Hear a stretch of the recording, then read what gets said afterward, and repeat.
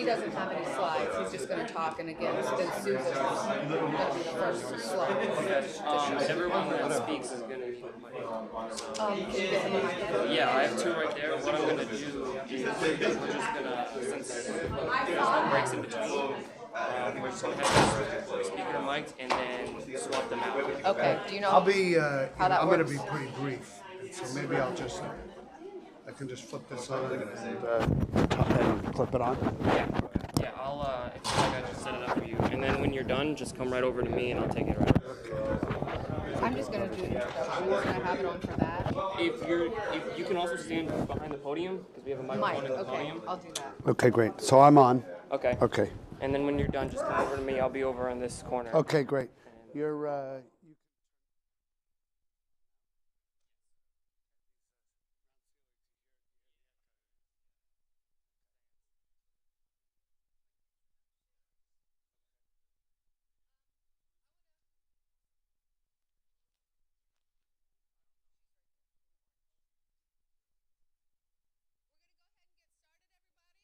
To try to keep this day on schedule, I want to thank everyone tremendously for making the effort to come here, especially government folks. I know with the travel environment these days, it's not easy to travel. So really great thing that you guys were able to make it here. So I'm truly excited about today's event. Obviously, this is a huge passion area for those of you that know me. And as some of you know, I'm fortunate enough to hold dual appointments at the Air Force Research Lab and also here at the Yale Center for Emotional Intelligence. And obviously, I think emotional science is kind of the bedrock for where we're going with human-machine teaming, both at the Air Force and in society as well. So with that, we're going to kick off the day today on the talk on emotional and human-machine teaming by introducing Dr. Peter Salovey, not only the world-renowned expert in emotional science, but Yale University president. great, thank you. So welcome, everybody. Good morning. I'm just going to kick things off for 5 or 10 minutes and then turn things over to you. I want to, first, let me be president of Yale for just a minute. I want to welcome you to the university, those of you especially who haven't been here before. You're actually in our brand new Evans Hall, which is the home of our School of Management. That's Yale's business school. And this building was designed by Norman Foster, who did the Gherkin Tower in London, and many other wonderful sort of glass buildings. If you've flown in and out of Beijing, he did the new airport there. And so we're really proud of this building. And when you walk around, you see it's all transparent, and the idea is it's supposed to symbolize the way business is supposed to be conducted, right, with transparency.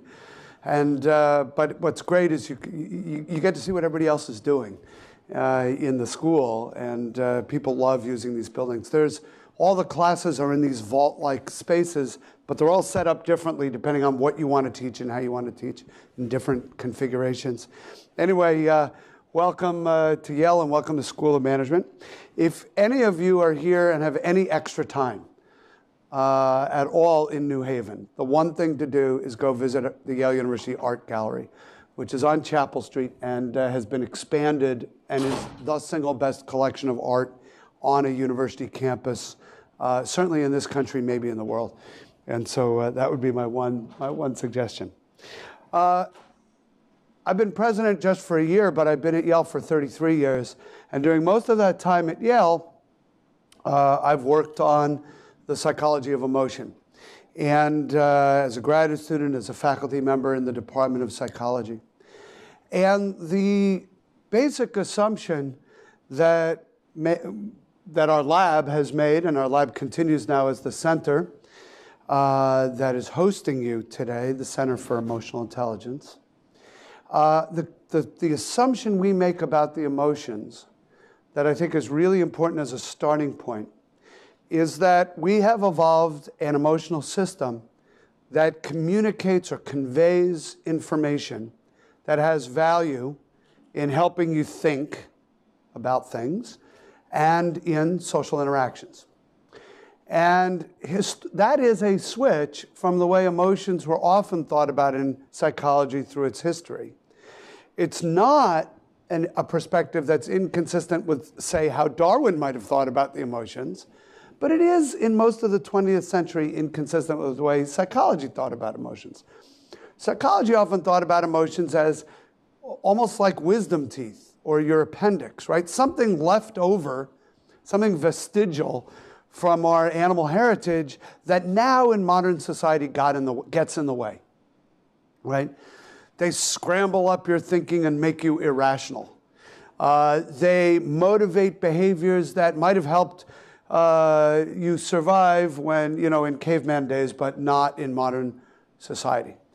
And we actually reject that view and say that instead, our emotions are a source of information that has value.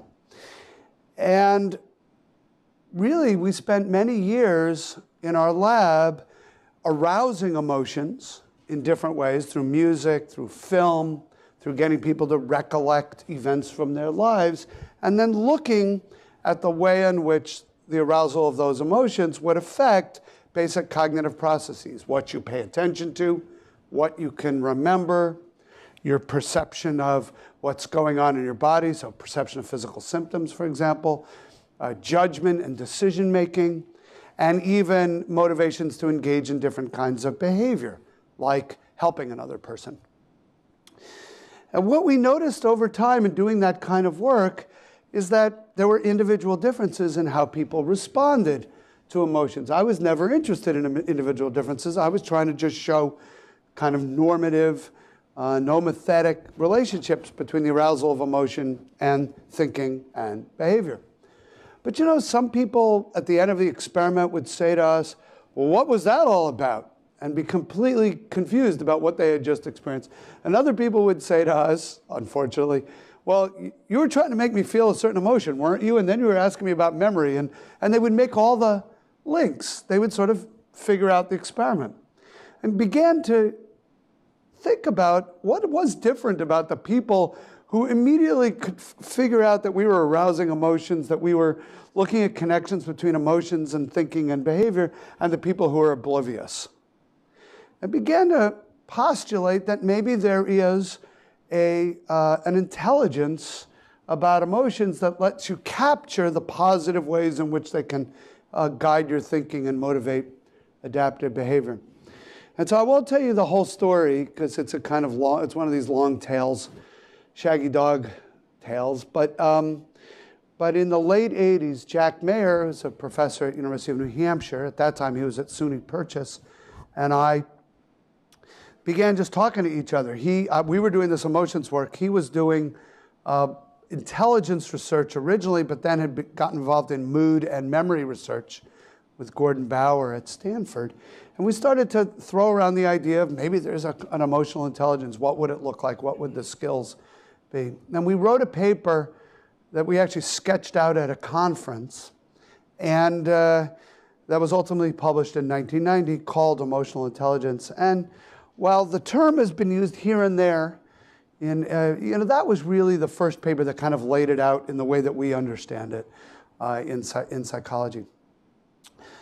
As ideas go in fields like psychology, nobody paid much attention. In fact, it was hard to publish the paper. It got rejected from a couple of good journals. But a couple of years later, I was at a conference on the role of emotions in education, really coming full circle to where we are now. And in that conference, educators and emotion researchers were talking to each other about whether emotions might be the key to understanding why kids learn or don't learn. In other words, if you can arouse the right emotions in the classroom, if you can get students to feel good about being in school, about their classmates, not only would you reduce conflict on the playground, but they might learn more in the classroom. And so that's what the conference was all about.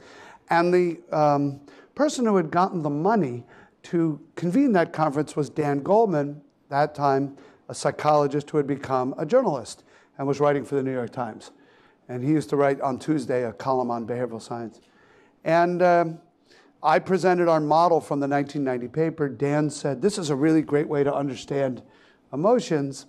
And then he included it and then, along with lots of other ideas, in the book Emotional Intelligence that he published in 1995. Well, who knew at the time, but that book sold 5 million copies, and all of a sudden life changed, and people knew about the idea of emotional intelligence and knew about the kinds of things we were doing. So now it's we're coming on 20 years since the publication of the book, 25 years since that original paper. And if you had asked me whether, would these ideas continue to motivate new research, if you had asked me 25 years ago, I would say, well, no, ideas come and go. We'll be doing something else. But here we are. And so it's really a great pleasure that we're still talking about these ideas. So where are we? Well, before we get into the classroom, over those years, we laid out a kind of model of emotional intelligence of what are the underlying skills involved in identifying emotions and understanding them and putting them into language, regulating them in oneself and others, and using them, harnessing their informational power to guide your thinking and behavior. And we looked for ways to measure these, first in adults, using not very sophisticated measurement tools, not like what you're going to talk about today, but at least trying to measure it as a set of skills rather than through self-report. Right? So looking at pictures of faces and trying to identify what's being expressed, looking at art and trying to identify the emotional message in the art, defining vocabulary words, reading scenarios about emotional regulation, etc. And that gave rise to a test called the Mesquite that is still really the only ability test out there. Given all of what you do with emotions and technology, or at least human technology interface, every one of you probably has a better idea about how to measure emotional intelligence than the way we were measuring it. I'm hoping someone will develop the next generation of tools. I think there's a lot more we can do, whether it's through interacting with robots or just something much more dynamic than the way we were measuring it. But that's, I think, the next phase. Meanwhile, this has all moved into the schools, and you all know about Ruler, which is a way of organizing that those emotional intelligence skills in a way that a teacher can communicate in the classroom, build curricula around them, now evaluating those curricula, and also the implications for learning those skills for kids' behavior and learning. That has been a very, I think, influential line of work.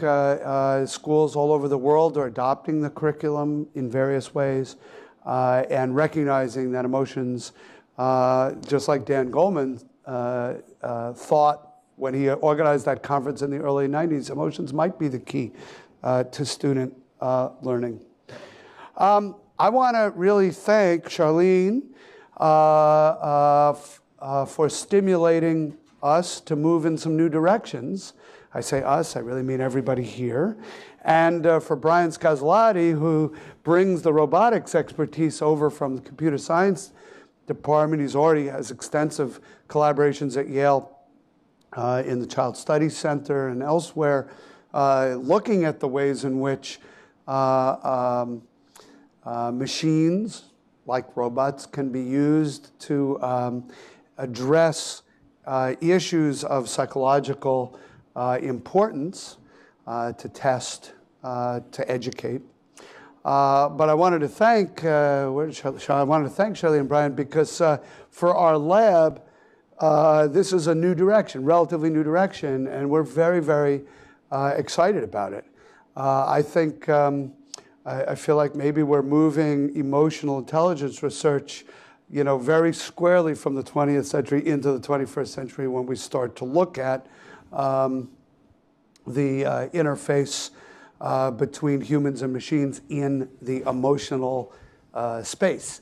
I'm really excited to hear what comes out of the day, and can't tell you how much when I think about what you all are expert on and what you all will be talking about, how much it makes me not regret being president of Yale, but just wishing that even as president of Yale, I could come back and be in the lab to think about this work and where it's going. It's extremely exciting. And I want to thank people who came from out of town to be with us.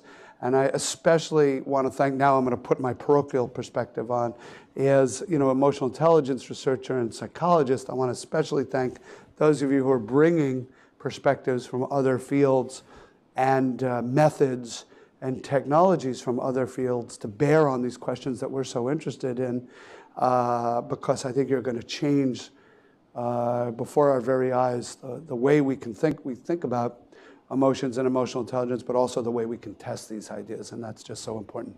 So with that, thank you very much. Thank you for being here. Enjoy Yale. Enjoy your time in New Haven. And let me turn things over to Susan Rivers. Thanks very much.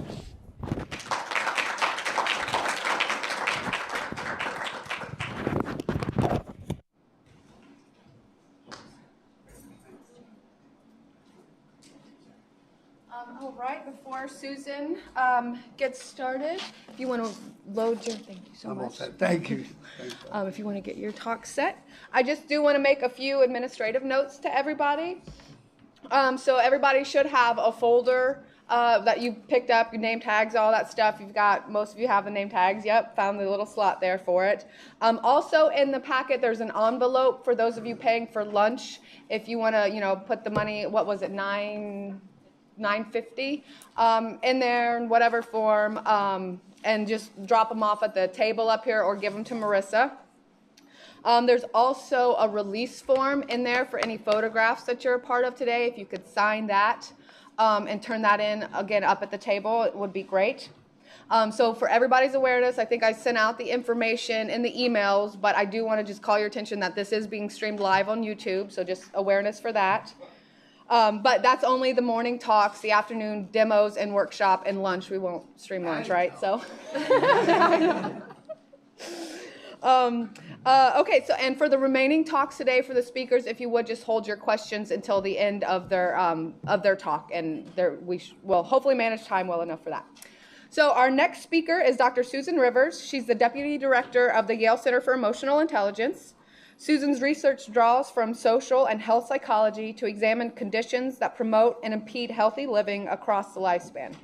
Her primary research focuses on the role of emotional intelligence in effective social and interpersonal functioning. Her talk today will be on teaching emotional intelligence.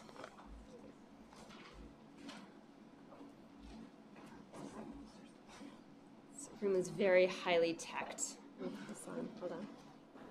Okay, can you hear me? Okay, welcome. I'm very excited you're all here and incredibly excited that we were able to bring everyone to one place, because I know when you are in various branches of the government, it's not always easy to travel. And so overcoming that challenge, congratulations. And let's hope today is worthwhile. And I know that the agenda that Charlene and Marissa McCoy, let me just introduce Marissa McCoy, who is the architect for our day today, who did put tremendous work into pulling everything together and really was the greatest manager of the day for Charlene and myself. So thank you, Marissa, for all of your help. And she can be your go-to person if you have questions, need to find the bathroom, which is at the back of this room if you go out. People get anxious if they don't know where it is, so alleviate your anxiety. So I'm very excited to talk to you today about how we teach emotional intelligence currently in schools, and that's what Peter was talking about when he referred to ruler, and I'm not sure how many of you have heard of ruler. Raise your hand if you've heard of ruler. Okay, so I will be spending a little bit of time in this talk describing what ruler is and how we teach emotional intelligence in schools. So how are you feeling? How are you feeling this morning? Nervous. Nervous? Excited. Excited. Any other feelings in the room? When we go into schools and we ask people how they're feeling, they typically say, good, okay, fine. And so when we think about emotional intelligence, we want people to have a really rich vocabulary of emotion. And getting people to locate what they're feeling and articulate it is actually a tremendous challenge. You can see it in kids very clearly how they're feeling, because their bodies, everything about them shows it. But when we're adults, we're told to be formal and professional and hide everything that we're feeling. And so when we ask adults how they're feeling, they typically say, good, fine. And imagine you walk down the hall and you ask someone, how are you feeling? Hopeless. right? Like you actually don't necessarily want to know how everyone's feeling all the time. But coming up with that language and that shared language and common practice of asking people how you're feeling is really challenging. So we came up with a tool called the mood meter.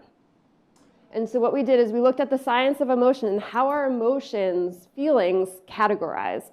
And we looked at two components of emotion to try to teach individuals how to be more aware of what they're feeling. The first component is pleasantness. So think for a moment right now. Close your eyes or look down or just reflect on your body. How pleasant are you feeling at this moment? Are you feeling the most unpleasant you've ever felt in your entire life? We would make that a -5. Or are you feeling the most pleasant you've ever felt? So think in your mind's eye how your body is feeling right now. And select a number from -5, which is the worst you've ever felt, to +5, which is the most pleasant you've ever felt. So make a note of that number. -5 and 0's right in the middle, neither pleasant nor unpleasant. And then +5 is the most pleasant. Everyone have their number? Okay. Now think about your energy level. Do you have the most energy you've ever felt in your entire life? Is your body, anxious, ready to go, jittery? That would be a +5. Or you're just no energy whatsoever. -5. So I can tell none of you are -5, but also none of you are a +5. Where are you?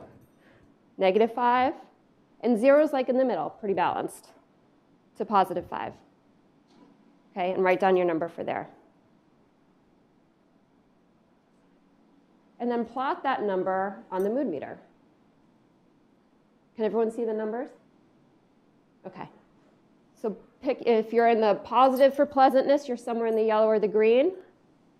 And positive for energy, you're somewhere in the red if you've hit negative, or yellow if you're in the positive.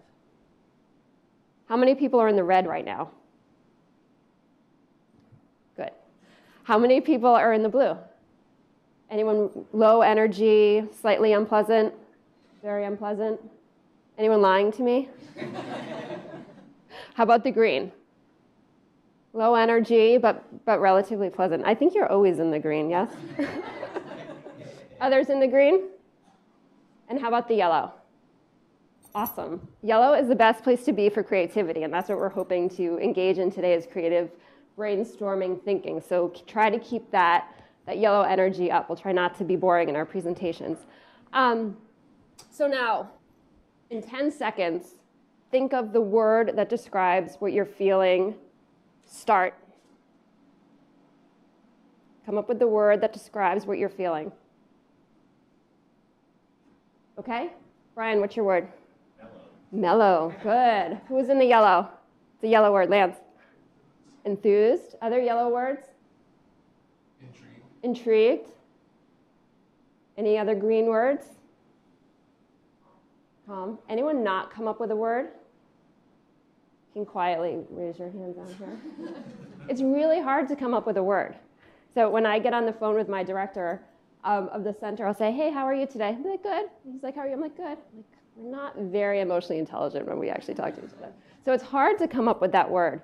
As the person in front of you this morning, we often start our presentations with the mood meter because it's important for me here to know where you're at. So why is it important for me being in the front of the room to know what you're feeling at the moment? Why would that be helpful for me? So you can tailor your talk. So I can tailor my talk. How would I do that? Why would what you're feeling matter for what I'm saying? Everything I'm saying is important. So why would I have to adjust it for you? I shouldn't have answered your question. No, he's in the red. But why is it important? Why is it important for the speaker or someone who's in front of a classroom or in front of a meeting to know where the audience is at? How would I tailor my talk? How would that matter?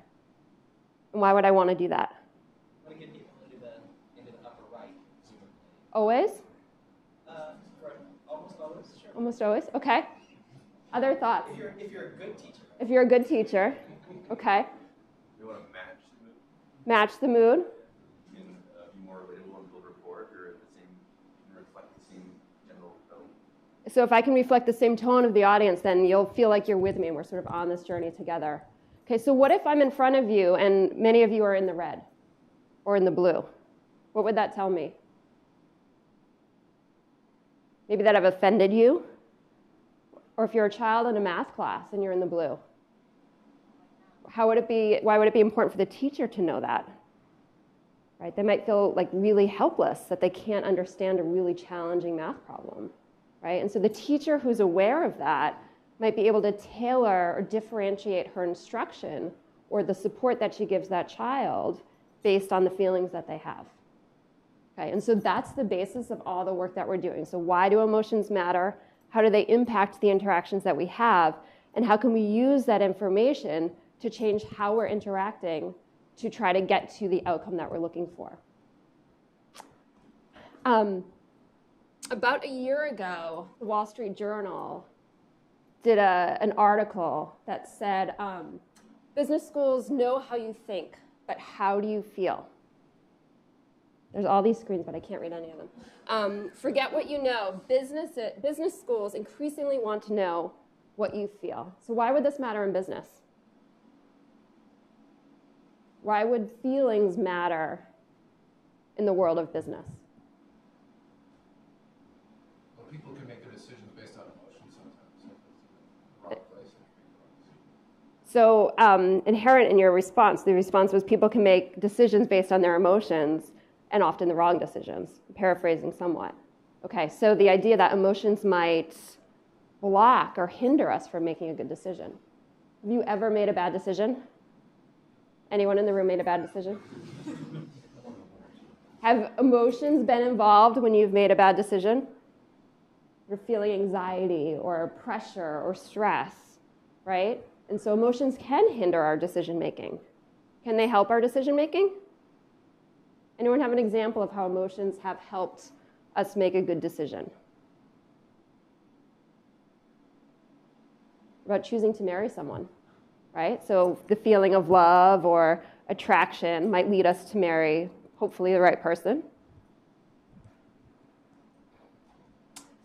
So life is a roller coaster of emotions. Do you agree with that? Yes? Think about your day. Okay, so think about your typical work day. You wake up in the morning. Where are you on the mood meter when you wake up? Pull the mood meter back up. Where on the mood meter do you wake up in the morning? Do you wake up in the yellow, or the green, or the blue, or the red? What about on your commute to work? Do your emotions change from how you, okay, so everyone's in the yellow on their way to work? Yes? No great drive? No, definitely not. Where are you on your drive to work? What about when you park your car and walk into your building where you work? What emotions are you feeling? When you run into people in the hallway, what emotions are you feeling? Are you in the yellow, excited to see your colleagues? Or in the red, anxious about the presentation you're going to give? What about when you're sitting at your desk or in your meetings that are happening that day? What emotions are you feeling? What about when you come home at night, your commute back home? What are you feeling? When you open the front door of your house or your apartment, what are you feeling? And how do those feelings impact how you say hello to someone, how you greet your spouse or your partner or your cat or your kids, how you say goodnight to them, how you tuck them in at night? Do emotions influence those interactions? And how much do you consider the role of emotions in your daily life?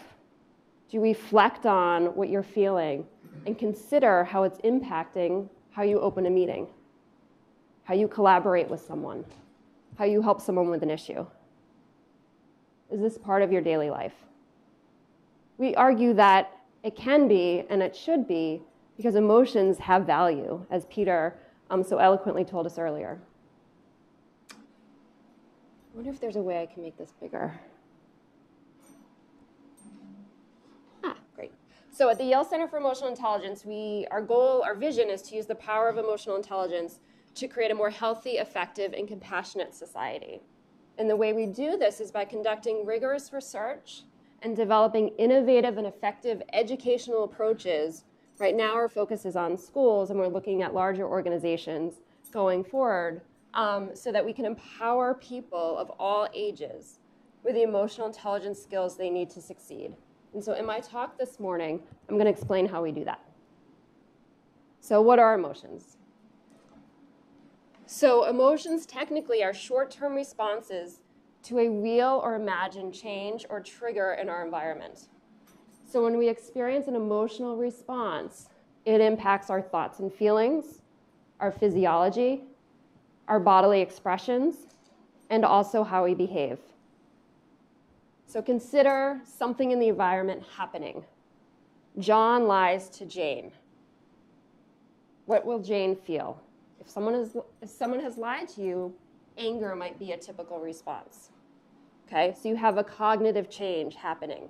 Her attention immediately focuses on Johnny, right? When you're experiencing anger, your attention goes directly at that target of your anger, the stimulus for that anger. She thinks, this is unfair. I'm furious John did this. How could he lie to me? There's a physiological change. Her heart may start racing. Her blood flows towards her arms and legs. She's ready to fight. She has a behavioral response. Her lips press together. Her eyes narrow. And she wants to yell, or she starts to yell at John. So consider this clip to get you all in the anger mode. Enjoy your flight. Hello. Oh, I'm sorry. We're only boarding rows 9 and above right now. You'll have to wait. Well, I'm in row 8. Please step aside, sir. It's just one row. Don't you think it's okay if We'll call your row momentarily. Step aside, sir.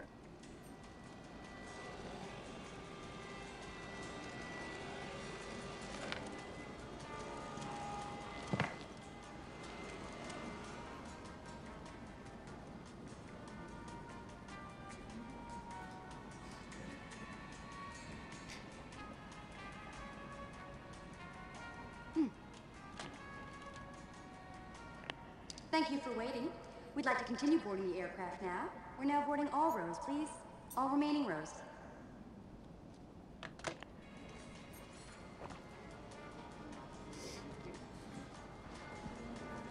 Hello. Enjoy your flight. Excuse me. Okay, where's the fire, huh?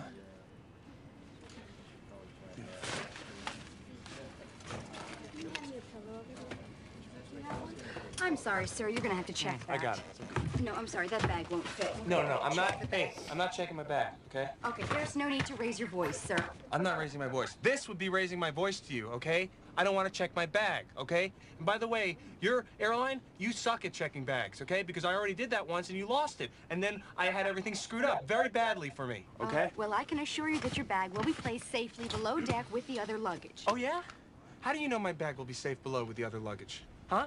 Are you physically going to take my bag and put it beneath the plane? Are you going to go right now outside with the guys with the earmuffs and go put it in there? No. No? Okay. Then shut your pie hole and listen to me when I say that I am finished with the checking of the bags conversation. Sir, we have a policy on this airline that if a bag is this large... Okay, we you know what? take Just grab me a little paws off of my bag, okay? It's not like I have a bomb in here. It's not like I want to blow up the plane. Sir! I just want to stow my bag according to your safety regulations. Sir! Hey, Sir! If you would take a second and take the little sticks out of your head, clean out your ears, and maybe you would see that I'm a person who has feelings, and all I have to do is do what I want to do, and all I want to do is hold on to my bag and not listen to you. And the only way that I would ever let go of my bag would be if you came over here right now and tried to pry it from my dead, lifeless fingers, okay? If you can get it from my kung fu grip, then you can come and have it, okay? Otherwise, step off. Get off of me! Get off of me! Get this! So are emotions functional? Right? What does this clip tell us? That emotions may not be the most functional thing in our lives, right? So his goal was to keep his bag and to get to where he wanted to go. But his emotions overtook his ability to act rationally, like was mentioned earlier, and impaired his ability to meet his goal. So often in movies and television shows, we see how emotions disrupt our journey to meet our goal. But what our research shows is that emotions actually are functional. And far from interfering with rationality, Antonio Damasio writes, the absence of emotion and feeling can break down rationality and make wise decision-making almost impossible. So he looked at case studies of individuals who could not feel any affect. There were elements of their brain that were not functioning normally, and they were not experiencing any affect. And so he would see people walk into a room and have no idea what to do. They had nothing to drive their motivation. They couldn't pick out clothes to wear because they had no effective reaction to anything in front of them. They couldn't engage in social interaction. And so by looking at individuals who experienced no affective response to anything, showed that emotions are in fact functional. Emotions inform us of our status in the environment. And when attended to, emotions can direct our behavior so that our goals are achieved. So emotions tell us when we're safe, when we're in harm's way, when we're reaching our goal or coming close to reaching it, or if we're cared about, if we're supported. And that information helps guide the next things that we do with our bodies, the next things that we think and how we process information. Peter mentioned Darwin when he was talking about the functionality of emotions. And Darwin, in some of his studies, looked at animals and showed how there's different expressions that animals make that tell us information and that communicate between animals. And so if you see, this creature, the cat at the top or the dog next to it, are you going to go up and be like, oh, kitty, that's so cute, I want to take you home, right? The expression on that cat and that dog tells you stay away, right? Does anyone's boss ever have a similar type of expression? Or your spouse or your child? Is that the time to go ask for a raise, right? Or to embrace them or ask for some help? Probably not. So we use emotions. They tell us information about our status in the environment and our status with other people. Now, the gorilla in the bottom, that might be when you go up and kiss and embrace, right? How many of you write emails? Anyone on email or texting? Yes. Okay. Have any of the emails that you've written or that you've received been misconstrued? You thought you were making a joke, but someone did not interpret it as funny, right? And so a new nomenclature in emails has developed with these emoticons, right? So that you can tell the receiver how to interpret what you've written, right? So just words alone do not convey all of the information in social exchanges. And when we're reliant on texting or emails that are completely word-based without any of the nonverbal expressions that usually accompany how we communicate, a lot of information is lost or misunderstood. And so now we have all these emoticons that we can use to help people understand our intention when we communicate. Studies that we have done at the center and in the lab, and that others have done in other universities, show that emotions influence attention, memory, and learning. So you're more likely to remember information when you're in the same kind of emotional state, for example, as when you learned it, right? So if you in sixth grade learned something about the Civil War and were in a really positive mood, you're more likely to be able to pull back on that information if you're in a similar mood than in the place where you first learned it. We know that emotions impact decision-making and judgment. When people are feeling badly about themselves, or if they're feeling just not great. So today's a sort of rainy day, it's cold out, the sun's not shining. If I were to ask all of you how you felt, if you weren't probably in a conference on emotions where I'm telling you that emotions matter, the majority, the average ranking of your sort of well-being state would be significantly lower than if it were a sunny day and bright and the birds were chirping. So you're influenced by the emotional state that you have. And different things obviously influence your emotions, including the weather, including how your work is going, if you got a good night's sleep. That impacts judgments that you make. And we know that emotions impact relationship quality and how relationships are handled. So have any of you ever been angry at someone in your family? Do you really want to hang out with them when you're angry at them? Does it shift your judgment of them a little bit when you're really upset with them? Right? So it impacts how we interact with each other. Have any of you been angry at home and yelled at someone? And then people are upset that you yell at them? Right? So the emotions you have and the behavioral expressions of your emotions impact others around you in important ways. And then we also know that emotions impact physical and mental health. When we look at people and when they're feeling depressed, they report more physical symptoms. When they're anxious, they report more physical symptoms. And they are more likely to visit the doctor. They're more likely to visit the healthcare center if they're on campus. And so anyone can become angry. This is a quote from Aristotle. That's easy.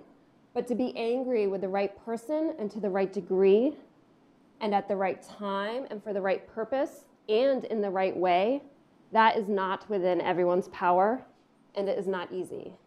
But this is the purpose of emotional intelligence, and this is why we think it's so important to integrate the teaching of emotional intelligence and to develop these skills in adults and in kids, because you're going to be angry, you're going to be sad, you're going to be happy, but how are you expressing it in ways that are functional? And how are you expressing it in ways that will help you meet the goals that you have, to build the relationships in a positive way that you want to have? So emotional intelligence are the skills for reasoning with and about emotions, and these skills matter in important ways across life domains. Peter talked about 5 different categories of skills in his original emotional intelligence model. And we've broken those down even further for when we teach emotional intelligence in trainings with adults and with kids. We talk about 5 skills: recognizing emotion in the self and in others. So that's understanding what your physiology is doing, understanding facial expressions or bodily expressions for other people, understanding the causes and consequences of emotions. So there's universal themes about what causes people to be angry. Right? An obstacle is in your way for meeting your goal. Universal themes for sadness. You've lost something that's important to you. So someone who is strong in this ability understands those themes, but also the consequences of experiencing an emotion, right? So the physiological changes, the cognitive changes, the behavioral changes, and understands those patterns. So if I'm an emotionally intelligent person and I know that my child just lost his favorite blanket, I know that there's certain things he's going to be willing to do and not willing to do because he's so sad, right? He's probably not going to be able to get really excited for his sister's birthday party because he's going to be in a sad state. And so I need to figure out how to help him change from being in the blue to being in the yellow so he can enjoy the party. Labeling emotions means using a sophisticated vocabulary to differentiate between different emotions. So imagine you're working with a colleague and you're asking them how they're doing on a project. And this is a really important project. It's going to matter for their promotion. It's going to impact evaluations they get from their peers. And you see that they're looking down. You say, is everything okay? You say, oh, I'm just not great. It's not, not going well. But imagine they say, I just feel so helpless. Right? So your response to someone who's able to differentiate between feeling down and not great versus feeling helpless. And when we take that into the classroom, the child who is acting sad in a math class versus the child who can say, Mrs. Jones, I'm just feeling helpless. There's no way I'll ever get this. The teacher's response, you would hope, would be significantly different than one who's just saying, not great. Because emotions really tell us and articulate for communication how to respond. They have that communicative value and function. The 4th skill is expressing emotions in socially appropriate ways. So if you're angry at your boss, are you going to meet your goals of doing well in your career if you walk into your boss's office and scream your head off? Probably not. But if you have a justifiable reason to be angry and you come up with a list of ways to try to change the situation and you present them in a very methodical way, you've used that anger for good and you've put it into a productive value. So that's one example of expressing emotions in a socially appropriate way. And then finally, regulating emotions using effective strategies. And so expressing and regulating really go hand in hand. And how do you get to the point where you can reduce your anger and then filter it into a proper expression mechanism. And so these are the 5 skills that we teach when we teach emotional intelligence in school. And you'll see that they form the acronym RULER, which is the name of our approach. So in our research on emotional intelligence, we've used that Mesquite test that Peter talked about. And the Mesquite stands for Mayer, Jack Mayer, one of the developers of it. The S is Salovey, the C is Caruso, and then EIT is the emotional intelligence test. So it's the Mayer, Salovey, Caruso emotional intelligence test. There's a kid version of it for ages 10 to 17. And when we've administered that to children, we've seen that those who score higher on this test have less anxiety, have less depression, are less likely to use abuse drugs, alcohol, and cigarettes. They're less likely to be aggressive and to bully others. They have greater leadership skills in schools. They're more attentive and less hyperactive in schools. They perform better academically, and they demonstrate more pro-social behavior. They're more engaged in learning, and they have better quality relationships with their teachers. So they have control over their emotional lives, at least according to their scores on this test, and they're performing better in all domains of school that we're measuring, that we've measured so far. And also their well-being, the anxiety and the depression and the hyperactivity. What we've seen with teachers or adults with higher EI is that they're more positive about teaching. They like their jobs more. They feel more supported by their superiors. And they report greater job satisfaction, less stress, and they have less burnout. And in the education system, that's really significant because we're losing so many really high-quality teachers to stress and burnout. And so developing these skills in teachers, it's our hope that we can reduce that burnout and make them more productive in their jobs. And when we've administered the emotional intelligence test to managers and leaders in organizations, we see that those managers and leaders with higher EI have a greater sensitivity and empathy towards others. They're rated as more effective. They receive greater merit increases. The screen keeps shutting off. And they receive higher performance ratings. And when we look at the EI of teams, we see that, and this I think is especially important for this group, there's faster team cohesion. They're more supportive of each other. They communicate more effectively, and they ultimately perform better. So we teach emotional intelligence through our approach called RULER. It's an evidence-based. We derive it from the science, and then we've tested it in field studies and randomized control trials for integrating emotional intelligence education into schools.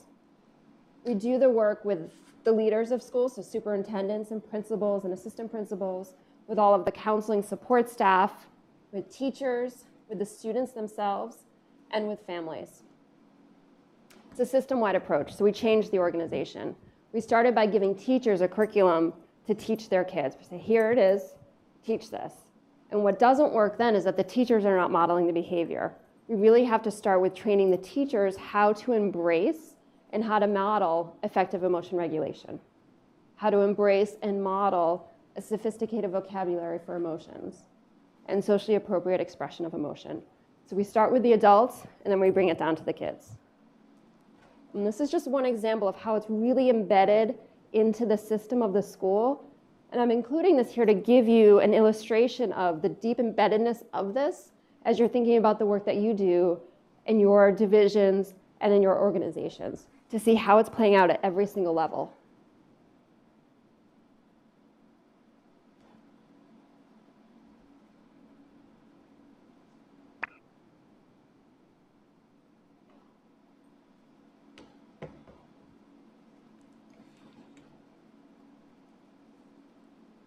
Can I give that word to you? Put your hands out and catch the word. Ready?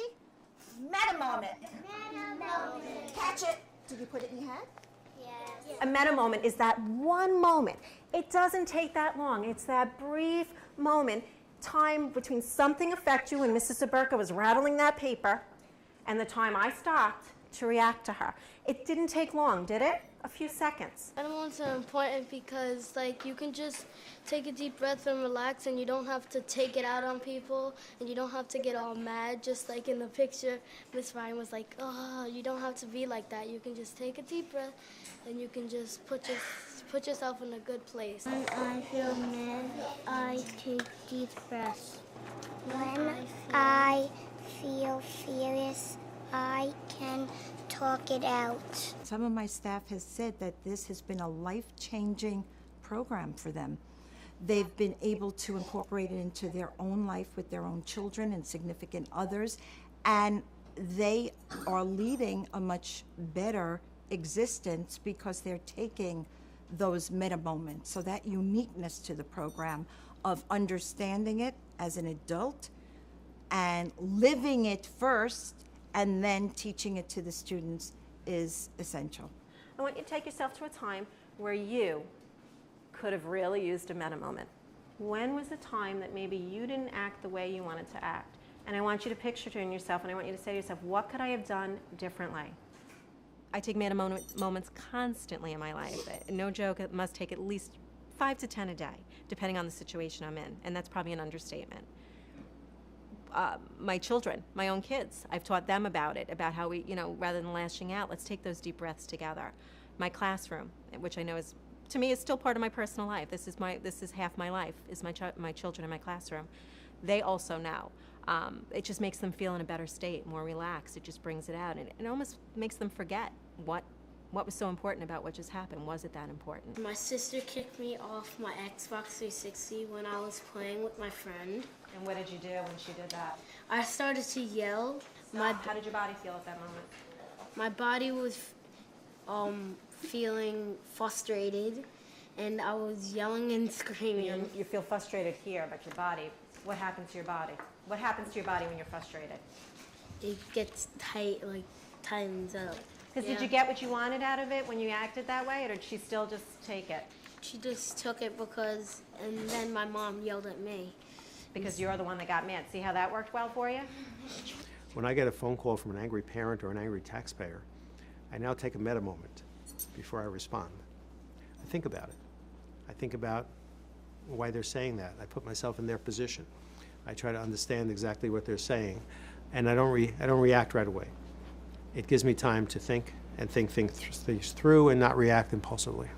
When you are angry, you should take a meta moment to calm yourself down and not get more angry. Like sometimes I get more angry for being angry, so I try to take a meta moment to calm myself down. Think of my true self. So the meta moment is one of the tools that we use that's fully embedded into the organization of the school culture, becomes part of the DNA, becomes part of how the adults model the skills for emotional intelligence to the kids. And you could hear the teacher, she really got what emotions were, and she was really pressing on the child to really think and reflect on how is your body feeling. It's integrated into the conversations that they have. The superintendent's doing it, the principal's doing it, and I can tell you it's much harder to train the adults than to train the kids. The kids are all over this, and they actually take the stuff and they bring it home and they teach their parents.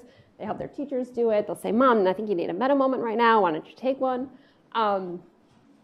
So what we try to do is embed Ruler, our approach to teaching emotional intelligence, to all aspects of the school organization, which takes time and a lot of training and a lot of feedback and a lot of coaching. But with that, we have the training for the leaders, the teachers, and the staff. We have classroom tools and curriculum. We involve the family members. Our goal is to enhance the social and emotional skills of all of the individuals involved in the education of the children, including the children themselves. What we've also seen is that we can enhance the emotional climate of the school, the classroom, and hopefully the home as well.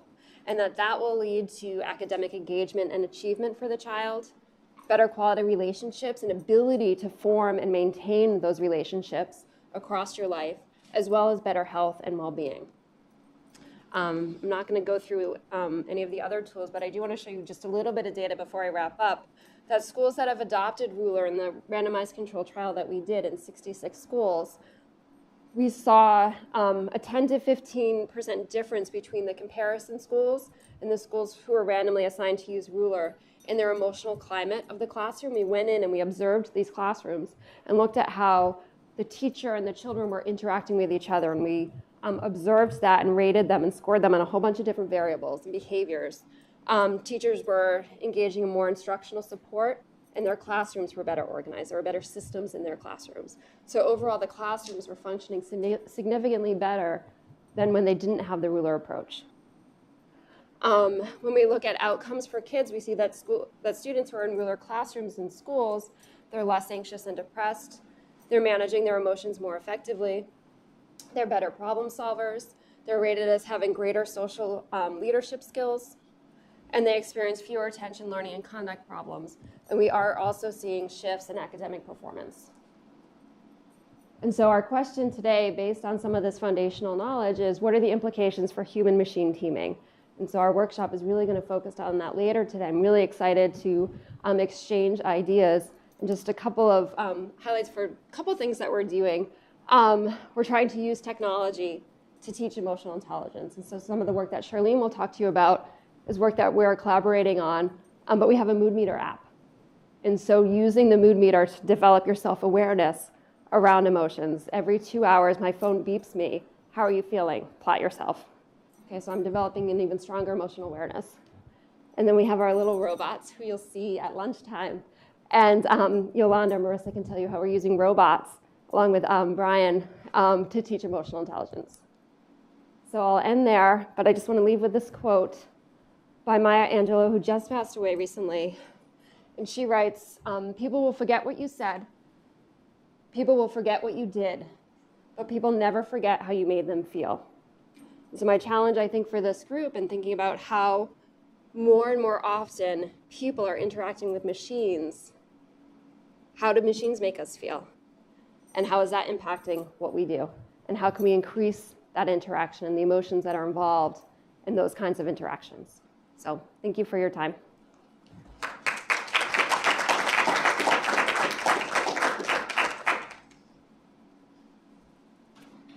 "30 seconds for questions." Any questions? I got a real quick one. Have you ever come across a skill group that you talk about teachers? Have you come across other professions that don't necessarily show an increase in emotional intelligence results in an increase in perhaps their effectiveness as a group?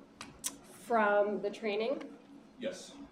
I would say we haven't looked extensively at other groups. We've focused, we see such a need for the work in schools, and we've really focused our efforts on that. And that would make sense, and I was wondering then, if somebody's involved in a very cognitive task with a lot of communicative skills that they have to talk to people, I wonder if that's a trait of that work group that really lends itself to teaching emotional intelligence. Yeah, and I think sometimes, being so perceptive of other people's emotions, for example, can be really disruptive. So when I did my master's thesis with Peter, I was watching all of these videos, and I had learned a coding scheme to code all the facial expressions of a person. So every muscle of their face I was coding by watching it. And it was a nightmare to go and have conversations with people when I was deep in that, because I was so attentive to, I was coding their faces. I was like, oh, you're doing 4, 5, 6. And I couldn't get out of that. And so it might be that the emotionally intelligent person can jump in and out of that when necessary. And I would make that hypothesis that that's true. But you can be hyper-focused on it, and it can interfere with having those social relationships. Thank you. Okay.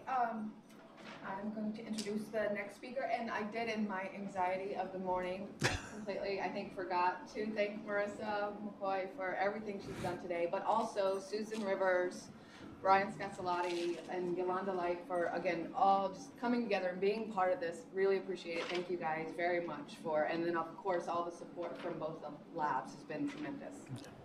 So Dr. Scassellati is the director of the Yale Social Robotics Lab. His research focuses on building embodied computational models of human social behavior, especially the developmental progression of early social skills.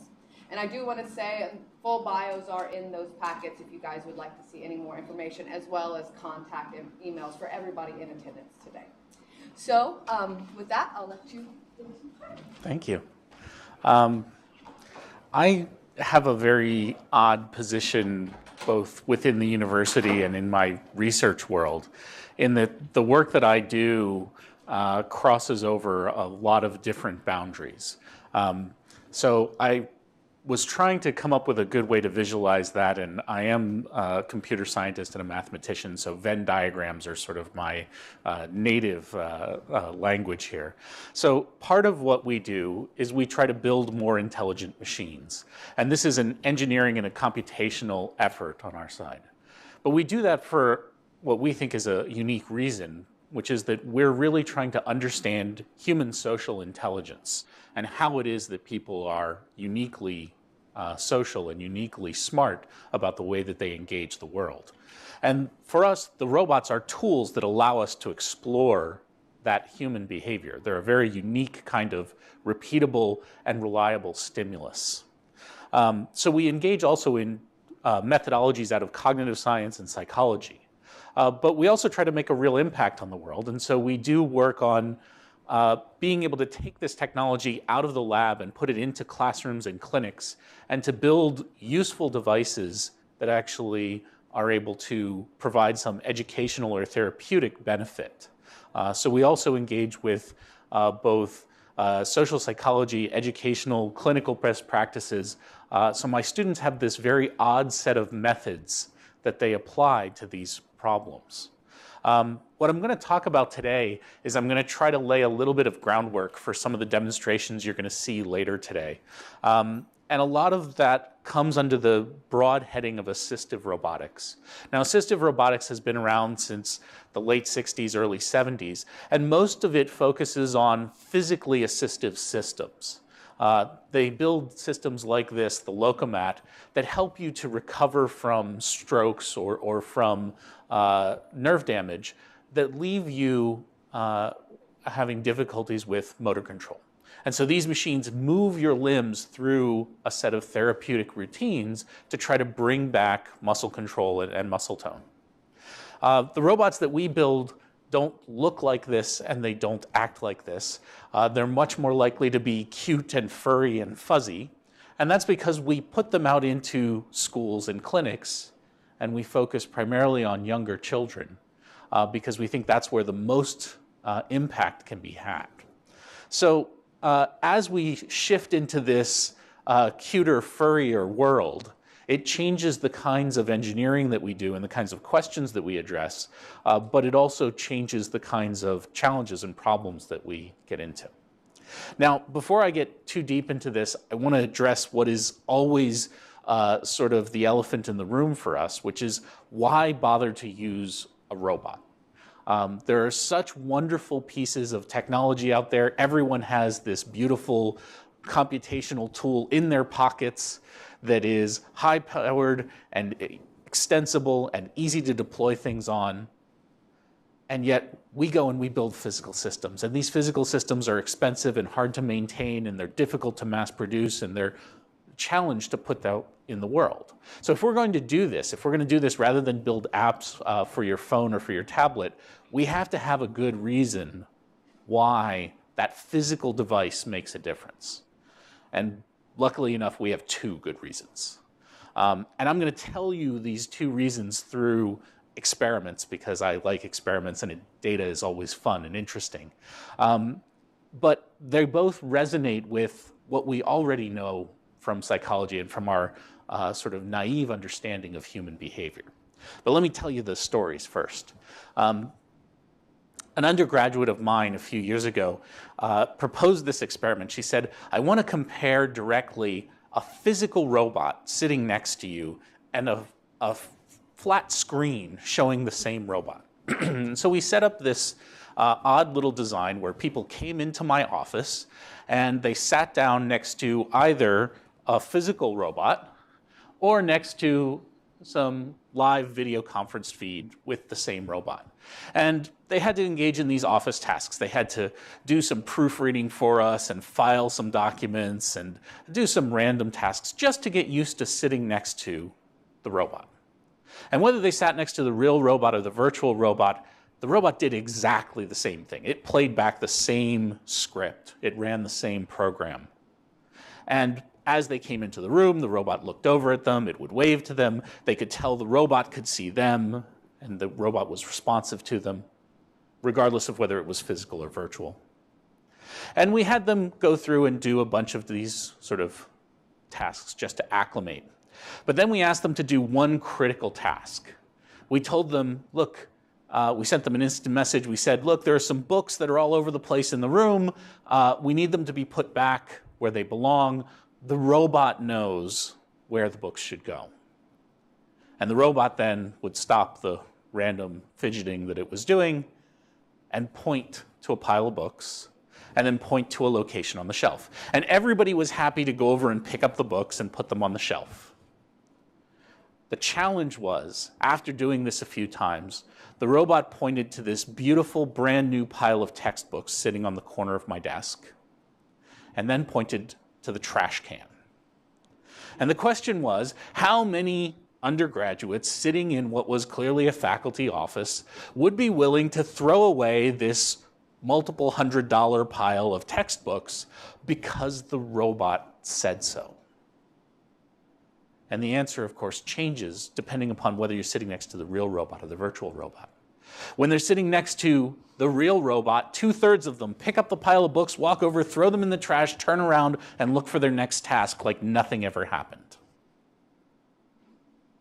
When it's the robot on the screen, even though it's done the same things, even though it's given the same information, they pick up the books, they know where they're supposed to go, they walk over toward the trash can, they then proceed to negotiate with the robot in some way, they argue with it, they tell the robot, are you sure you want me to do this? Some of them hide the books behind the trash can. One person put the books on the floor, put the trash can on top of the books to try to fool the robot. But when it was that physical robot there, people were more likely to listen to it. That is, that physical presence generates compliance. Now, we're sitting in the School of Management, so I feel compelled to say this is no surprise at all to the business school. They've known for hundreds of years, if you want to sell something to someone, you go there in person. You don't send them a letter, you don't call them on the phone, you don't Skype with them. You go there in person because that physical presence makes people more likely to do what you want them to do. For us, this is really important because we ask kids to do things that they don't necessarily want to do. They don't want to do their homework. They don't want to learn about nutrition. They don't want to practice their therapy. And so we're asking them to do something hard, and we want them to comply. Now, the second reason that we use real robots is that people learn more from that physical encounter. We tested this with a very cognitive puzzle. We wanted something that had nothing to do with physical space or relationships. So we taught people to solve these puzzles called nonograms or gridlers or pick-a-cross, depending upon which part of the country you come from. And it's this constraint satisfaction problem where we give them a set of commands that are a set of rules about what has to be contained on each row and what has to be contained on each column. And without going into the rules, this is a challenging, difficult problem like Sudoku. And in order to solve it, you have to do it piece by piece, satisfy some of the constraints, and then that allows you to satisfy other ones. Now, we compared how people were learning these, and we gave them some help. That is, we put people into one of 5 conditions. One group got no help whatsoever. All the other groups got some help. And that help always came in the form of the same exact pre-recorded lessons. The only thing that changed across those 4 conditions was how that lesson was delivered. The second group got it from this disembodied voice that just played through the laptop speakers. The third group got it from a video display of this little yellow robot that you'll see later. The fourth and fifth groups got them from the real physical robot sitting next to them. One of them had a very sort of normal delivery, and one of them had a very sort of derivative delivery. Now, to make this a fair test, we gave them 4 puzzles to solve, and these puzzles can vary in difficulty. So we played a dirty trick on everyone, which is that the first puzzle and the last puzzle were actually exactly the same. They were just rotated 90 degrees. So they contained exactly the same kinds of constraints, the same level of difficulty, but no one recognized them as being the same puzzle. That way we could directly compare how much had they learned over this roughly 1-hour period. And the answer was kind of surprising to us. If you take on average, about 14 minutes to solve these problems at the beginning. By the end, if you got no help whatsoever, you'd improved that time by about 2 minutes. That is, you were solving what was a 14-minute problem in about 12 minutes. If we gave you some help, whether that help came from audio only or video, you improved much more. You improved by about 3.5 minutes. So that 14-minute problem was now down maybe about 10.5.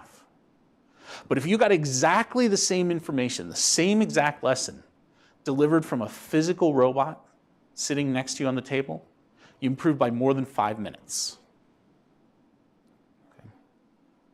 There's no reason that that should happen, right? You're not getting some special learning vibe that's emanating from the robot. There's no additional information that's being provided to you. There's no reason that you should trust it more than you do the thing on the screen. This is a purely paper and pencil puzzle.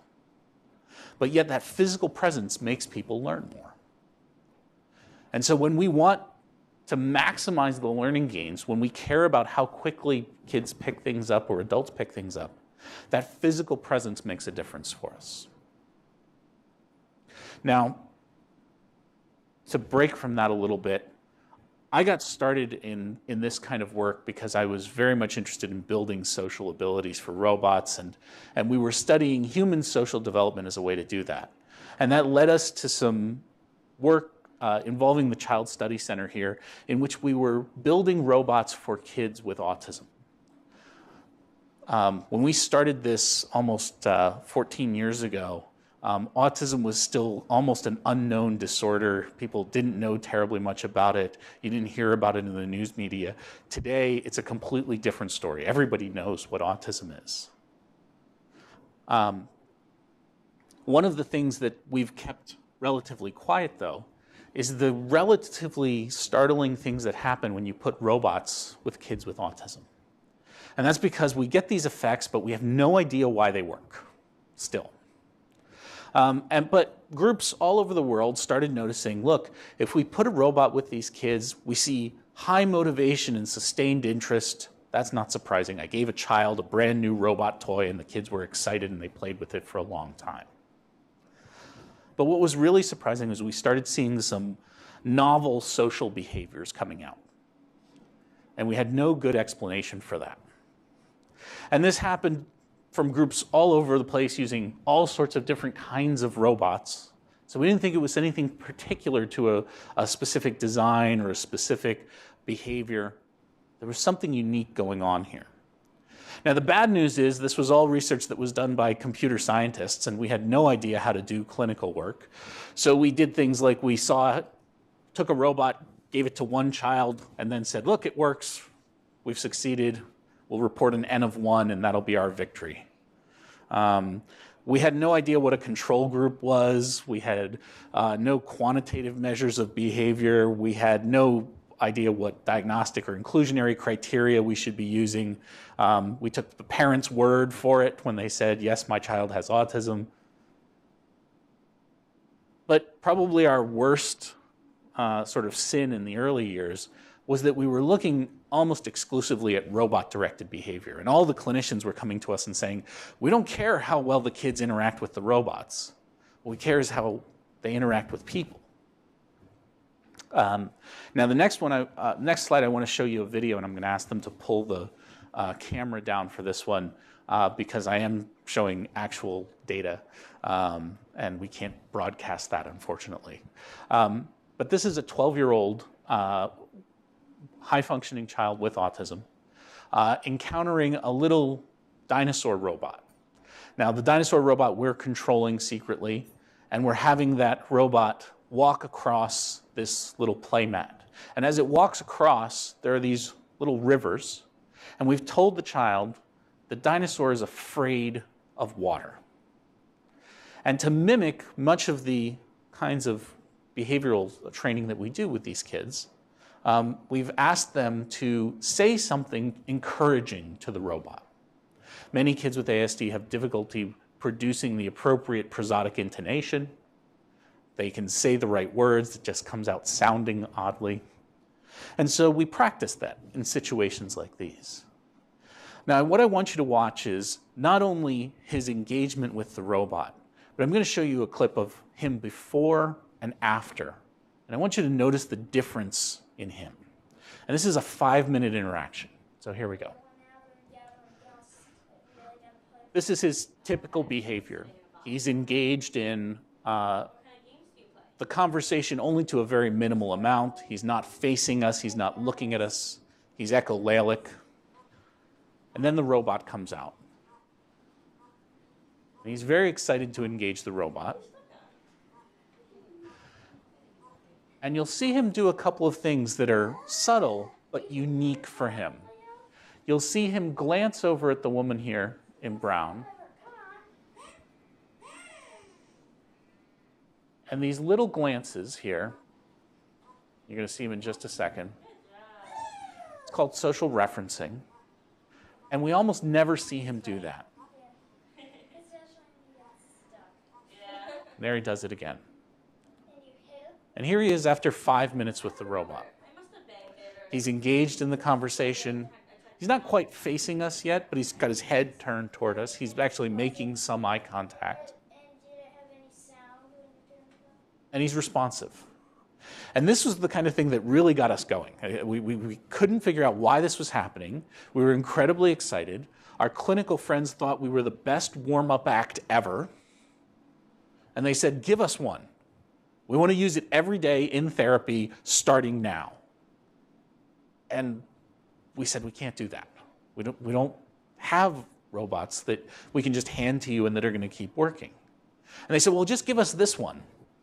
The number of parents who tried to buy this robot out from under us was enormous. Okay. Now, we've done this with hundreds of kids at this point. We see the same kinds of behavior, but we always do it in these short little interactions. And the question always comes up, well, does it last? Does this kind of behavior change last? And the short answer is no. If they walk out of the room and they've gone 10 minutes later, they've gone back to their typical behavior. And the next obvious question is, well, can you do it again? Can you do it every day? And the answer is we didn't know. And the problem was not in terms of could we run the behavioral experiment, but could we build technology that was engaging every day? In the same way that the guy who tells the same joke every day gets to be uninteresting and perhaps even worse than boring, the same robot doing the same thing day after day isn't going to be interesting. So we started thinking about the kinds of technology that we would need to build something that could last for weeks or months or years. And that changed the way we started thinking about what was essential to this. But we wanted something that we could take and give to a family or give to a clinician and let them take these robots home and have them work for long enough that you could adapt to the behavior of the child. You could specialize in on the things that they knew and the things that they didn't know. Something that could develop and change as the child did. And perhaps most interestingly, that we could engage kids in ways that weren't the standard teacher-student relationship. We could engage them as peers. We could engage them as collaborators on joint problems. Now, to get to that point, we still have a lot of technology to build. We have to be able to understand how the social dynamics can be measured and can be recorded and sensed. Mostly what we do right now is we get sort of little fragments, snapshots, and we need to understand how those change and evolve over time. We need to have better algorithms that allow us to personalize things to the child. How do we model the user and be able to say what the child knows and doesn't know? And how can we adapt to that over longer periods of time to build something that doesn't teach you the same static lesson plan over and over, but actually helps you with what you need. A personal tutor, not a personal recitation machine.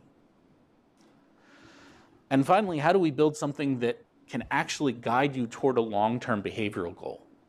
Most of our systems right now, we say, here's the thing we want to teach. We just repeat it over and over again. That's what intelligent tutoring systems mostly are able to do. But if I have some long-term concept that's going to take me multiple steps to get you there, how do I do that? Think about it in terms of stopping smoking. I know what the goal is. I want you to stop smoking. But how do I get you there? I can't just start right from now and say, all right, just stop.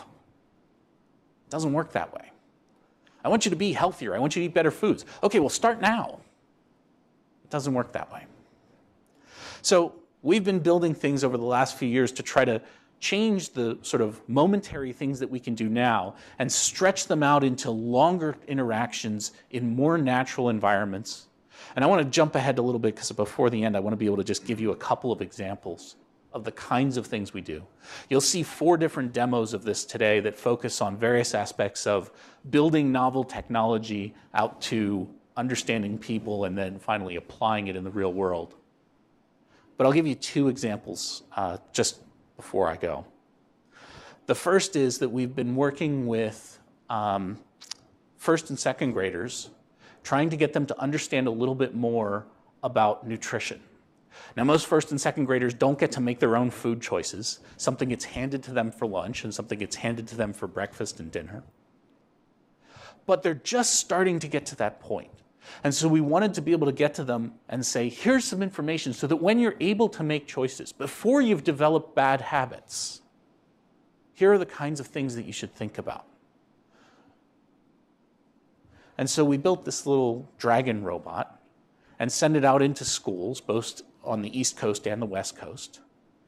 And we had kids play a little food selection game with the robot. The robot had this story. They saw the robot twice a week for 3 weeks. And the robot was training for a big dragon race. And everybody knew that if you eat the right things, you'll go faster in the race. And so we sent these little dragon robots out into the schools. And the kids had a selection of play food, real human food, not weird dragon food. And they got to pick. Should the dragon have a bagel and a soda for lunch? Or would it be better to have a whole wheat sandwich and some milk? And they got to pick and place with each of these. And what we saw is that over the course of those, even just those 3 weeks, it changed the way kids engaged with the robot. It changed the kinds of things they were talking about. So again, I'm going to show another video, and I got to ask them to pull the YouTube channel down again. But this is one of our second graders engaging with the robot. It's a little dark because it's actually live recorded in schools, and so it's never the best video editing scenario. But the little blue robot is over here, and it's talking with this girl about the kinds of choices that she might make. That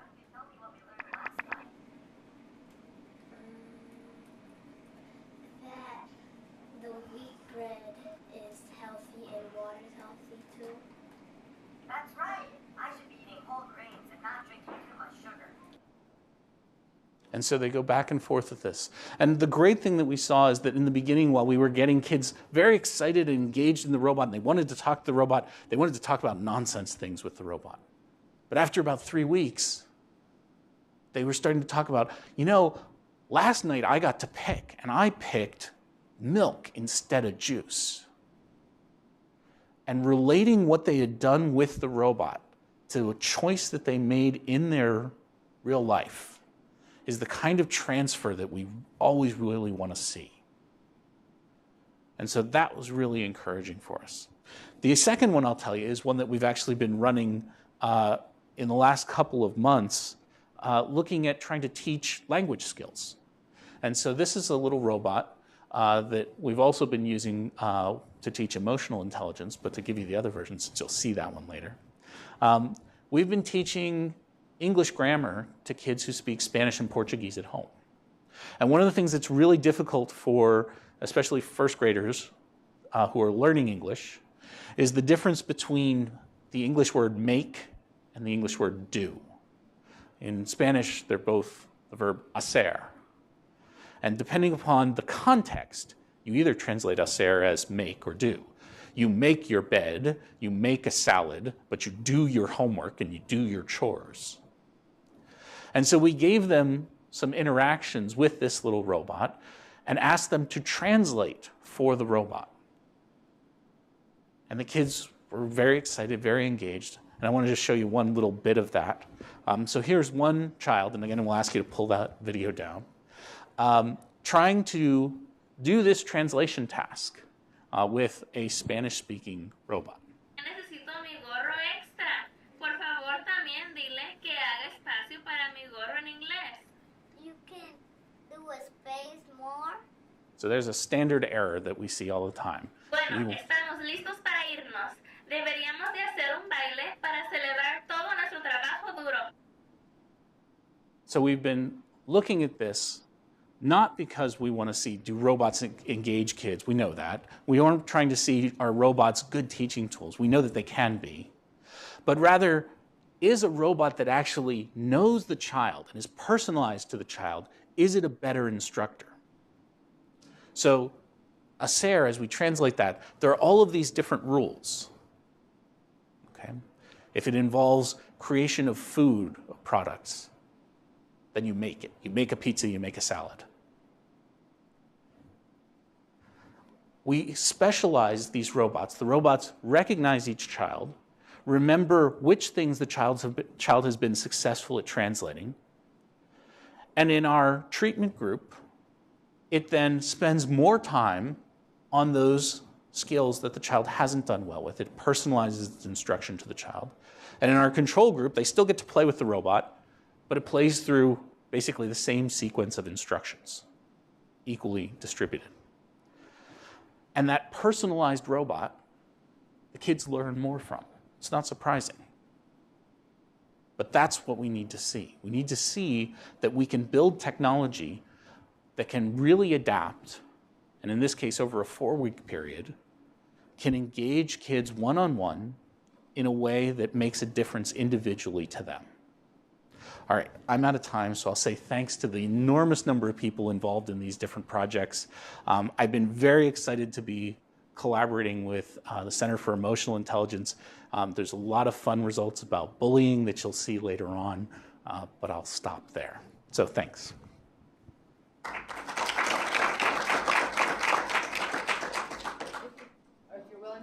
I'm happy to take questions. I just want to make sure I don't run over time. What your hypothesis might be regarding the embodiment phenomenon around learning, whether that's just haptic knowledge on large or maybe social support phenomenon. Yeah, it's really interesting because when we compare it to the virtual characters, we make sure that, we have to try to keep as many things constant as we can. And so whenever we compare it with a virtual character, we use live video of the same robot. So we get it as visually as similar as we can. We play the same audio clips. And so it's hard to take a stance that says, look, it's something about the perceptual cueing that's involved. Because we really, in many cases, we actually just put the robot in the room next door, put a video camera on it, and just have it do the same things. The robot doesn't know it's in the other room, so it's going to give us the same exact behavior. My guess is that, look, what we're leveraging is millions of years of evolution in which you respond to certain triggers in the world. And those things on a flat screen, they don't produce the same triggers. I tell my graduate students this story about how dumb I am. And they always love that. But the point of this story is I at one point was building a robot that was humanoid in form and sat across the table from this robot while I was programming it. And the robot was programmed to turn and look at things that were moving. And it had a visual attention system that would habituate over time, and so it would turn and look at something for a little while and then move away. Actually, it would turn and look for 17.5 seconds, and then it would go somewhere else. And I know this exactly because it was the most annoying thing in the world when you sat in front of it, because you would start typing, and the robot would turn and look at you. And every time it did this, I would stop what I was doing and turn and look up at the robot. Every time. Then the robot would look somewhere else, and 22.5 seconds later, it would pick up that motion again, and it would come back and look at me. You know how hard it is to write code in 22.5 second increments? So I spent this is the dumb part of me, I spent about a month and a half as a graduate student trying to train myself not to pay attention to the robot. And I got to the point where I could ignore it for about 2 minutes. And then all of a sudden the robot would look at me and I would go, oh, and look up at it. And I couldn't train myself, even though I knew everything that was going on, even though I knew exactly what was going to happen, I could predict with a half second of accuracy how it was going to go down, I couldn't stop myself. That's the kind of social behavior that we trigger, that these robots trigger. And when that happens, it doesn't feel odd, it's just the natural response that you have. As much as we can trigger that, as much as we can engender that, that's when we get these learning gains. So is it cognitive, is it perceptual? I don't have a real good answer for that, but there's something about that that we just hit the right kinds of responses. In that same experiment, you said the students would walk into your office. How long were they interacting with the robot until the task? For the trash can? So we walked them into the office, we introduced them to the robot would wave to them, it would watch them. We had to get them so that they would get comfortable sitting around the robot. Right. So they spent about 15 minutes there doing these random proofreading and filing tasks. Okay? And they got to the point where they were, happily, their speed of completion of the tasks basically maxed out. So they had gotten to the point where they weren't really paying attention to the robot terribly much, any more so than they would, some other interesting thing sitting next to another person sitting next to them. I was wondering from the standpoint of, were you trying to engender trust between the robot and the... No, so the robot didn't engage with them really at all. No, it was looking around the room. It was actually tapping its fingers on the table for a while, acting almost bored. It didn't interfere with any of the other tasks they did until we told them the robot knows where the books belong, and then suddenly it perked up.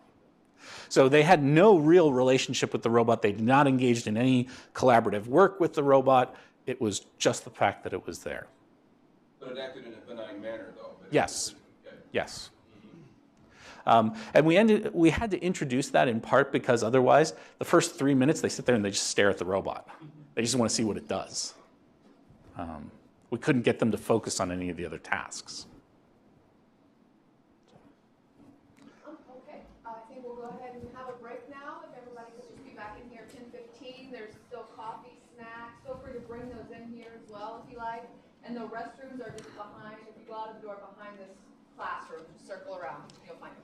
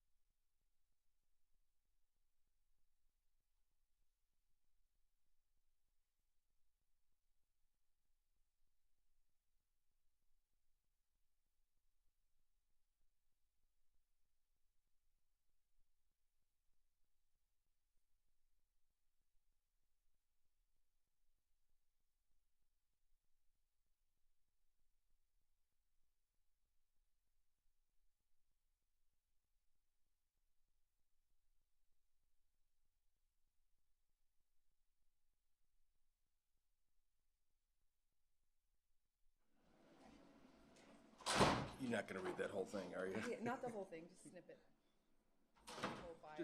Just say that I was in the Army for 28 years. Oh, no, you don't have to say that. I'll let you say that part. Okay, to hopefully try to stay on schedule. We've been doing really great throughout the day, so I'm just going to go ahead and introduce Dr. Overholt.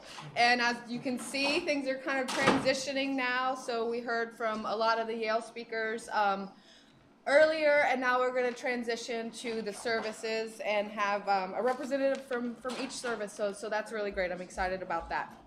So Dr. Overholt serves as the Principal Scientific Authority and Independent Researcher for Advancing Development of Air Force Autonomous Systems at AFRL. He's a scientific advisor to both the Human Effectiveness Director and the Munitions Director, and he's responsible for evaluating and coordinating the Directorate's theoretical and experimental studies in autonomous systems within AFRL and with other DoD laboratories and agencies.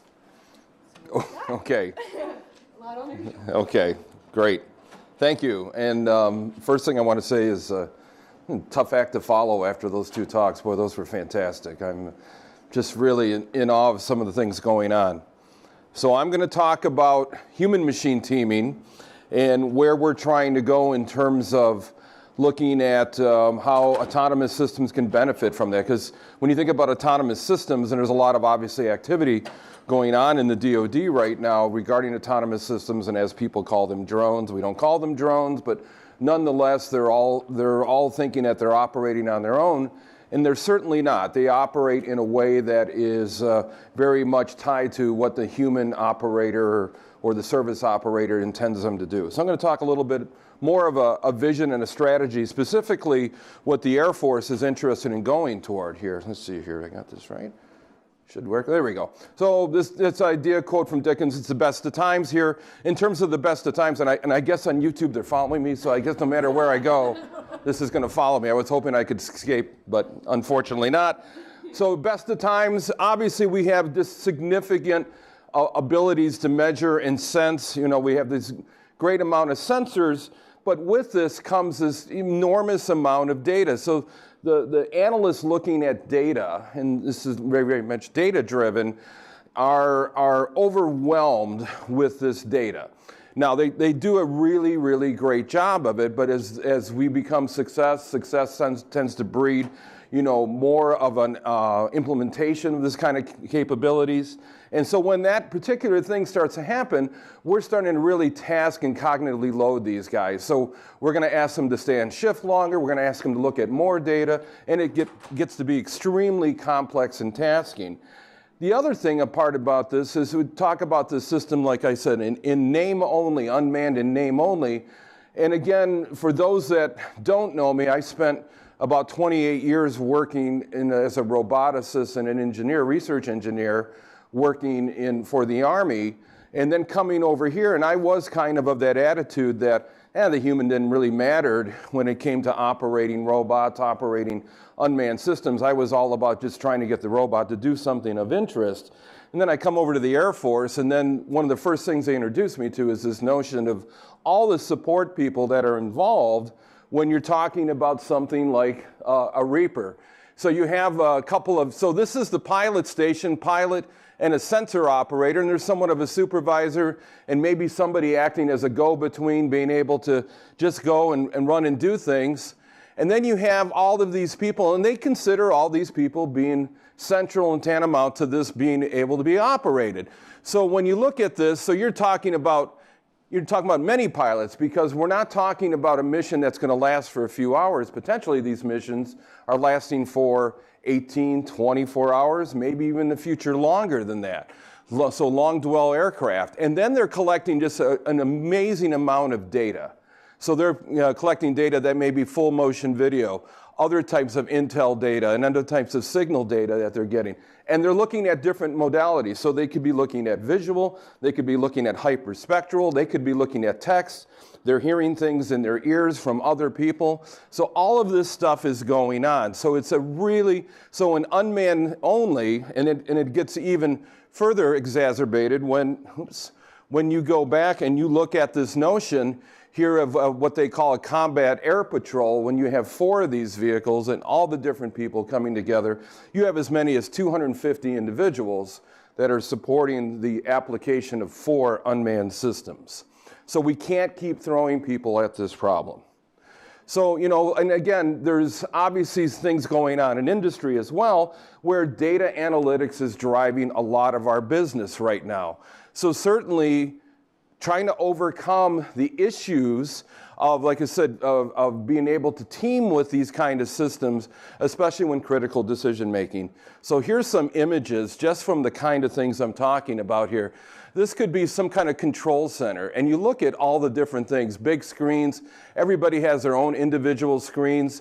This could be what they call a processing, exploitation, and dissemination cell, where you have a series of airmen all looking at different screens. You see they all have headphones on, they're talking to each other, they're looking at chat windows, they're hearing things from the field, they're talking to the pilot, they're talking to the sensor operator, this complex exchange of information, data, all for the purpose of doing something, of course, from a military standpoint. You might be able to do some kind of actionable effects. And usually they're helping these kind of people who are on the ground that need to have intel, need to know what's around the corner from me, what's down the road from me, these kind of things. So this is a big issue in the military, and especially a big issue with the Air Force. So the way that we look at it, and just cutting right to the chase, this man-machine common perception. So the way things operate now is this notion of information flow. It's strictly in one direction. So you have some kind of operator here, a human operator or airman, and he's looking at multiple screens. Like I said, he's got a headset on, he's gathering information, and so he's looking through some kind of interface, and in this case, it's an extremely clunky interface that's just evolved over the years, and you've got some kind of agent technology that's perhaps giving him information. The future looks at, we want a two-way flow of information. And a two-way flow of information here not only says that we're pulling information from the computer, from the data feeds, agent, but for the first time, we're looking at this notion of we're pulling information off the human operator and using that to potentially tailor how the overall system performs. So it fits in perfectly what we were talking about this morning. So we're almost exclusively looking at physiological, behavioral, cognitive type effects. And one of the things, as I first got on and met Charlene, I was really interested in where could we potentially go with this idea of an emotional loop, if you want to call it. And this idea here of pulling data off here, F-22, a 5th generation pilot, one of the things that happened, again, not since I've been there, but one of the successes of the human performance wing that I'm part of, the F-22 fleet was grounded for a while because they had a problem with the pilots going into hypoxia. And the thing that they found out was there was no sensors. So the lab that worked with the pilots found out they just put a simple pulse oximeter in the helmet. It's an LED base, and it just looks at just the emissivity of the LED signal through the ear, and it correlates to a level of oxygen intake hypoxia. So the fleet was taken off, they could fly, and it represented in this way the first time that we were actually pulling a sensor off of a pilot and using that in the conduct, using that in how we could actually affect the operation of this very sophisticated, very complex aircraft. And so at least it was that one time is starting to show, okay, this could be something that's really beneficial to humans operating very complex systems. So, when we talk about this, so we have to start addressing what we consider the human element. So this notion of autonomy, and when I talk about autonomy here, I'm really talking about, in some sense, decision making. How can we use intelligent machines combined with humans who, again, we're going to be able to somehow pull states, do some kind of assessment off the human, and use that in conjunction to make some kind of intelligent decision making. So this idea is not new. And I think, obviously, I'm probably preaching to the choir here, but this idea is not new with this idea of human systems paradigm. And this is 50 years ago. Not everything old is new again. And, this idea here of Fitts' law, by looking at how do we measure what the human is doing when he interfaces with computers. So the lab that I'm specifically in, again, the Human Performance Wing, has a long history of working these kind of activities. The Human Effectiveness Directorate has a long history of working these kind of things and looking at the interfaces and how humans interact with it. So certainly Fitts and some of the other pioneers in the area of human factors engineering really started looking at how do we more optimally integrate with machinery, okay, looking at those kind of things. Engelbart in '62 did a real seminal study that you can actually find online. They were celebrating because Engelbart unfortunately died last year, and so they had his entire series of instructional videos on YouTube, and they're fascinating to watch, but doing a study basically kind of looking at this device which we call a mouse, how maybe it would be better to interact with these kind of different devices. And certainly for a lot of you that are very familiar in the AI field, Linklater proposed about at the same time when Minsky and a lot of the other people were going into the AI field, we're looking at, instead of replacing humans or looking at symbolic representations of intelligence, Linklater and a lot of other people, of course, were suggesting maybe we should be looking at intelligence in terms of augmenting the human and how he actually performs. So not replacing, but augmenting. And so that was an old idea. But recently, as recently I think as 2005, so you go to the next chart here, a freestyle chess tournament. And it's interesting, if you look behind the history of this, so Kasparov, after he lost to Deep Blue, he wanted to understand more. Why did he lose? Why did he lose? Where is he missing this?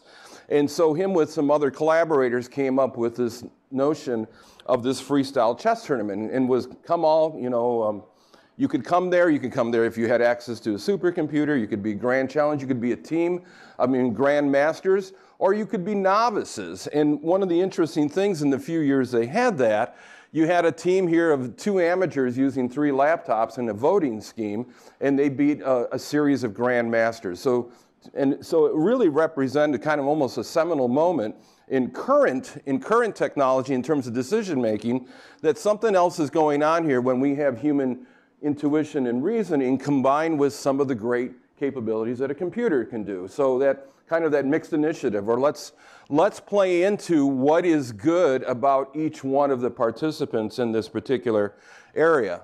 So the notion here, I'll quickly go through this. We were trying to explain this idea of what we were talking about in a real simple type of task. Come on, it's too slow. Okay. By the way, I'm yellow. I'm feeling energized. Okay.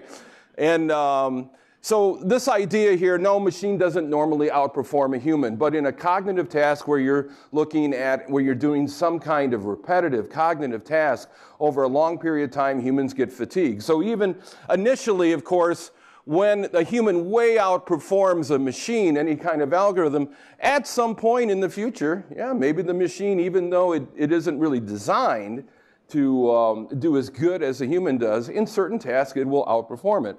So one kind of methodology says, well, from a cooperation standpoint, I'd like to see maybe the human and machine working together. A collaboration standpoint might say, well, actually I want them working together and coming up with something better. And if you just look at the simple representation of the equations here, you look at something, cooperation is just the max of the human and the machine performance over time. So you may run both of them in parallel. And that's one of the interesting ideas that we're thinking about, having this notion of, if you want to call it a parallel line of looking at humans and machines doing teaming together, versus this notion, of course, of human-machine teaming, being greater than the max of the cooperation. So it's what we're trying to at least tell the leaders who are interested in this notion of human-machine teaming and where we could go with collaboration technologies.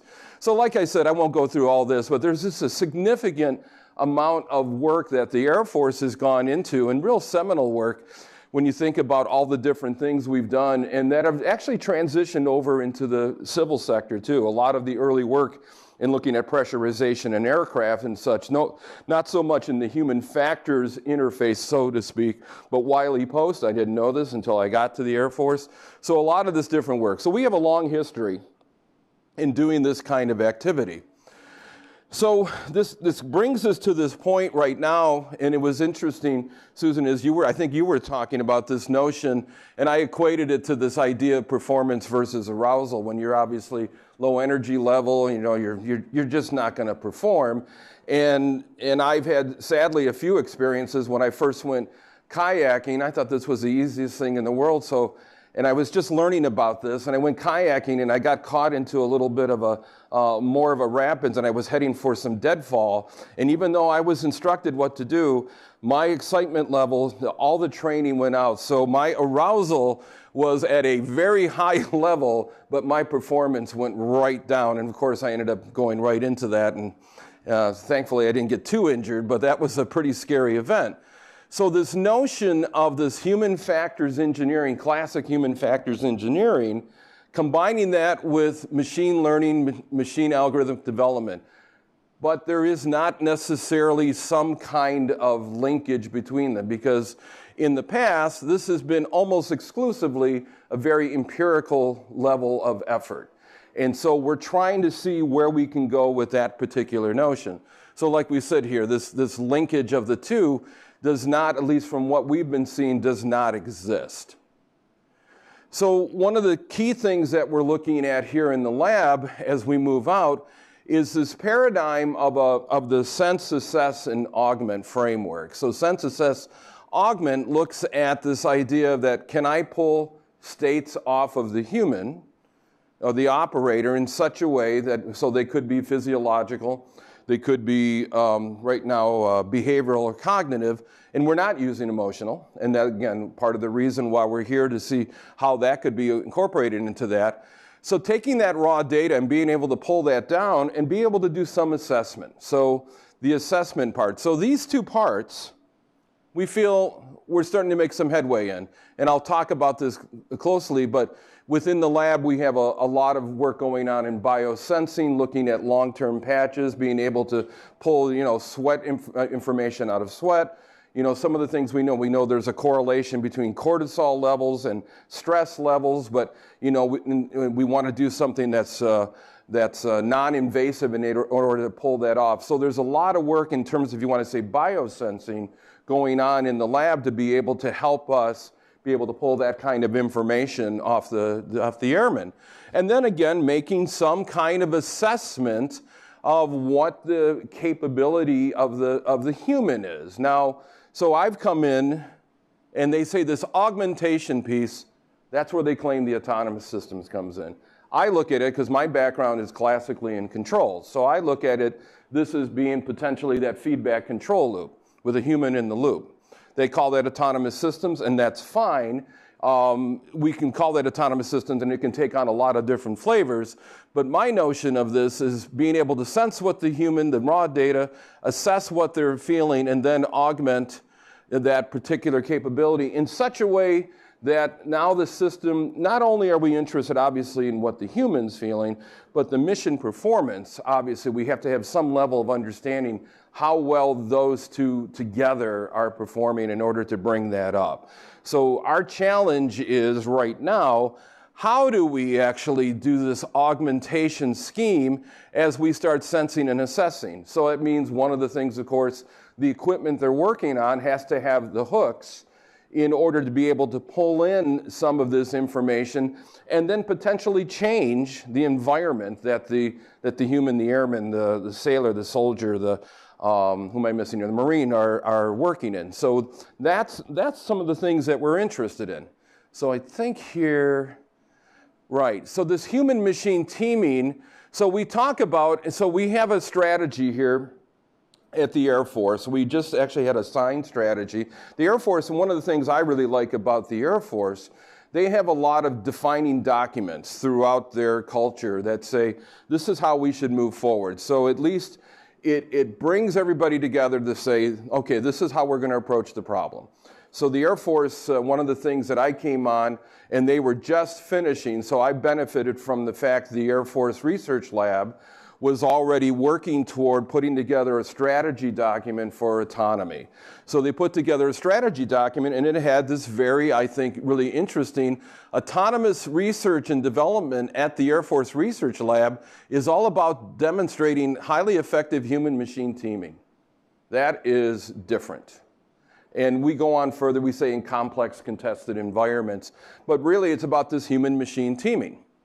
And when you talk about this human-machine teaming, we look at the, if you want to talk about 5 different, if you want to say research vectors, they're not independent, perpendicular from each other. They certainly are cross-cutting when you think about that. But they talk about this idea of human state assessment, of human-machine interaction, of the idea of task and cognitive modeling, human and machine learning, and again, data fusion and understanding. The human and machine learning one is interested in, and again, I'm fascinated by what the psychologists do, because what I've been looking in engineering literature, and maybe that's where I need to look elsewhere, on where are there examples of machines or artificial intelligence or agents and humans coming together to learn together. Because one of the things we look at in a strategy, in a long-term vision, is do we have lifelong learning between, let's say, an intelligent agent and an airman? So you may actually have a vision of the future of these kind of intelligent systems, where as the airman joins the Air Force, he's given some kind of personal assistant, which has this intelligence capability to it. And it has all these, let's say, all these capabilities. It has the ability to pull, like I said, the physiological off of that. It understands his mission, it understands the role he's got to play, and potentially could be looking at something like the emotional and certainly the cognitive. And it does that throughout a career. So there's some real challenges there. You know, I mean, how do we do long-term deep learning, you know, and being able to store memories and be able to collect the correct memories that really apply to the particular things that the airman has to do through his career. So this idea of the state of the human state assessing an overall goal here, looking at, and these are just notional, right? So we have all these different things we want to look at, you know, the human state, vigilance, arousal, stress, anxiety, all these different things play into how the person is going to interact with his environment. You know, the sensing checklist, looking at twitches, nervous twitches. Are they fidgeting too much in their chair? And all these different things. And what can we potentially do about this? So this idea here, human state assessment, is some kind of functional representation of body movement, of eye tracking, of heart rate, of respiration, etc. So that's one of the major research areas that we're starting to actually put some time and effort into in terms of what we're doing here in the lab.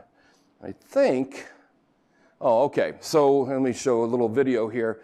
So, and one of the things about that from a sensing standpoint, we're trying to harvest where we can potentially go with commercial off the shelf. And certainly in this environment, one of the things that's been, okay, here we go. One of the things that's been going on is, of course, the quantified self movement. And I don't know if anybody here have a Fitbit or a Jawbone on? Nobody. Wow. So you guys are familiar with the technology, right? So there's no shortage. Right now, you're looking at the first of its kind performance monitoring system for athletes. Born at the NFL Scouting Combine, it sits close to your heart to measure and track everything. So all the physiological, obviously. It tells you how many calories you're burning. It even shows you real-time intensity readings. And, most important of all, it gives you the one intangible that no athlete or trainer has ever had the ability to actually see. Your willpower. A single score that pinpoints exactly how. Well, I'm not so sure about that, but but the point being is there is no shortage. All that data gets sent right here in real time to your phone. So there's no shortage of obviously commercial off-the-shelf technology that we're trying to see where we can go with. And actually, we did put up the what's going on with Under Armour, because again, you'll notice we do not officially endorse any of these. We just happen to be working a research project actually with the University of Cincinnati, and with actually Under Armour has a significant research activity going on with the NFL, and they use all of this, their capability for sensing during the NFL combines, and they're sharing that information.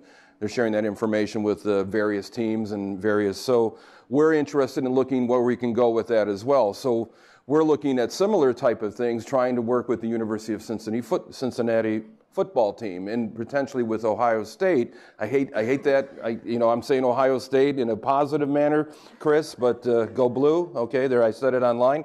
So, So it's really fascinating that now we're tapping into what's going on. It's becoming fairly pervasive in the community in terms of commercial off-the-shelf.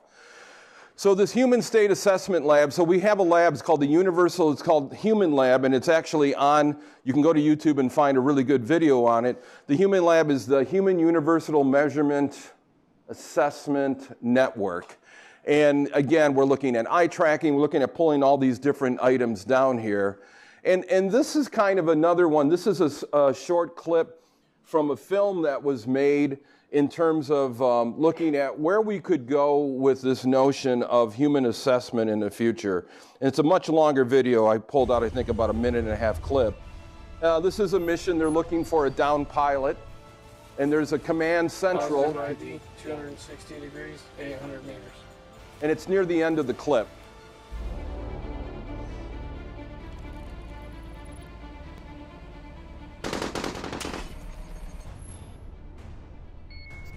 Target location unknown. So they're assessing, again, this notion, they're trying to assess some level of stress. They're giving the commander, here all of a sudden he's getting some kind of report on, okay, this is a key individual in my group. I need to see what he's doing in terms of stress, emotional.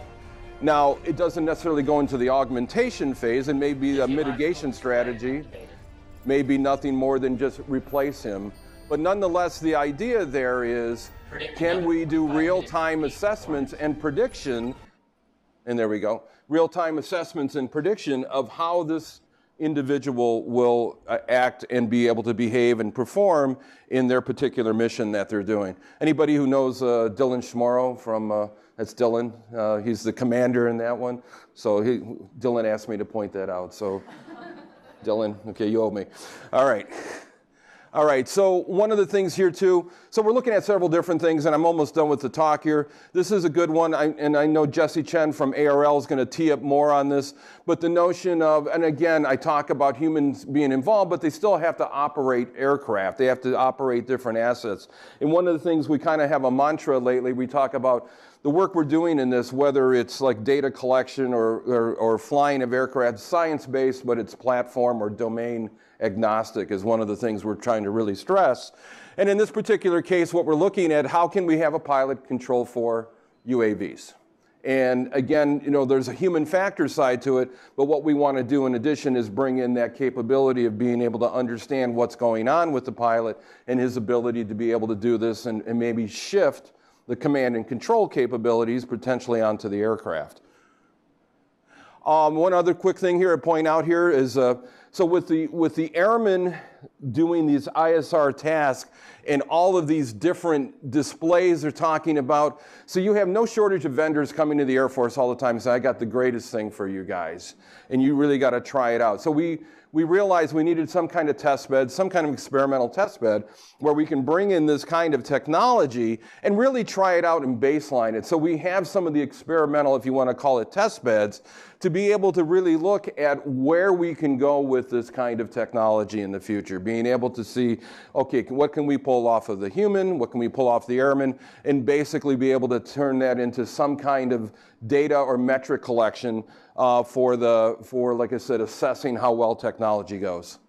And I think here, and this is great, and there's a really good article after Ken Jennings, of course, lost to Watson, Ken Jennings wrote a really interesting article, and I think it was in AI Magazine, about, again, where could we go with somebody like Ken Jennings, who had this remarkable ability, obviously, to reason and do the things that it did with the computational power of something like Watson. Because if anybody who watched that, it was interesting. Watson did a fantastic job, and if you obviously understand and look through what he was doing, yet it still made some really unbelievable mistakes. Like I think one of the final Jeopardy questions or a double Jeopardy question was city in the U.S., blah, blah, blah, blah, blah. And of course, anybody who watched that went through and saw that it came down with 3 choices, and if one of them was over a threshold, it chose it. Well, the city, it came back with what is Toronto. And of course, you know, a human knows that. Most humans know that, or most, I shouldn't say that, most Americans know that, and Canadians know that. But I found it fascinating. It was such obvious information, and Watson got it wrong. So Ken Jennings kind of points that out and says, where could we go, again, with this idea of intelligence amplification, human symbiosis, the notion of human-machine teaming. And so, like I said, I leave you with these final comments, and I think I'm up to, I got 30 minutes perfectly. Again, so this human performance is not enough. You know, certainly we can squeeze a lot of the task efficiency out of human factors, but again, pulling in the notion of where we can go from intelligence and representing intelligence, representing human reasoning, having models of these different things, and having these in line with humans who are operating with this equipment, we think is a really valuable way of going forward. I mean, again, Charlene and I talked about this notion of almost like an emotional governor or emotional loop. That's part of all this, to see how that could potentially impact how the performance goes. So again, all about shared decision making. And with that, I don't know if I have time for questions, but I'm done.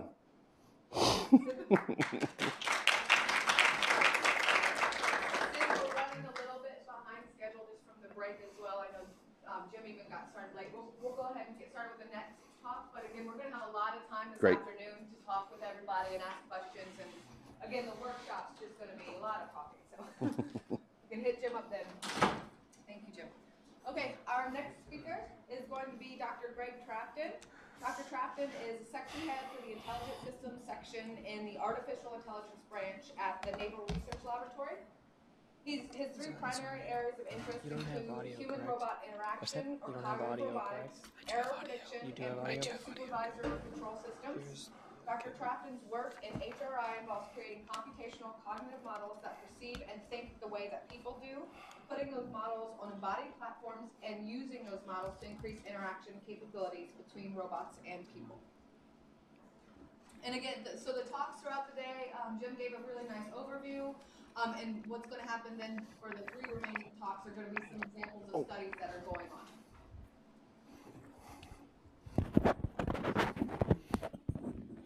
I got one. Thanks. Maybe need to be on. There we go. All right, thank you all very much. I'm Greg Trafton. I'm going to talk about theories in robots outside the lab, and I like secondary titles, so I'm going to talk about social engagement in public places. So I'm going to start with something very different, actually. So this is not social, it's not anything, actually. What it is we have a project we have 2 different projects on how to predict, how to understand why and when people make errors. And one of them is a process model. It's a deep-level process model, and it has to do with attention, memory, and a little bit of spatial cognition, and what it does is a really nice process description of why people make errors in different types of procedural tasks. We have a totally different model that actually takes people's eye movements and predicts ahead of time when they're actually going to make an error in real time.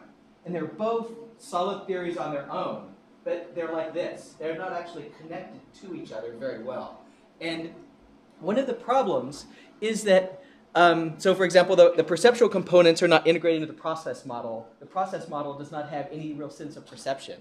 And so this lack of connection is really true in theories of engagement. So I'm going to talk about theories of engagement here for just a minute as kind of a case study.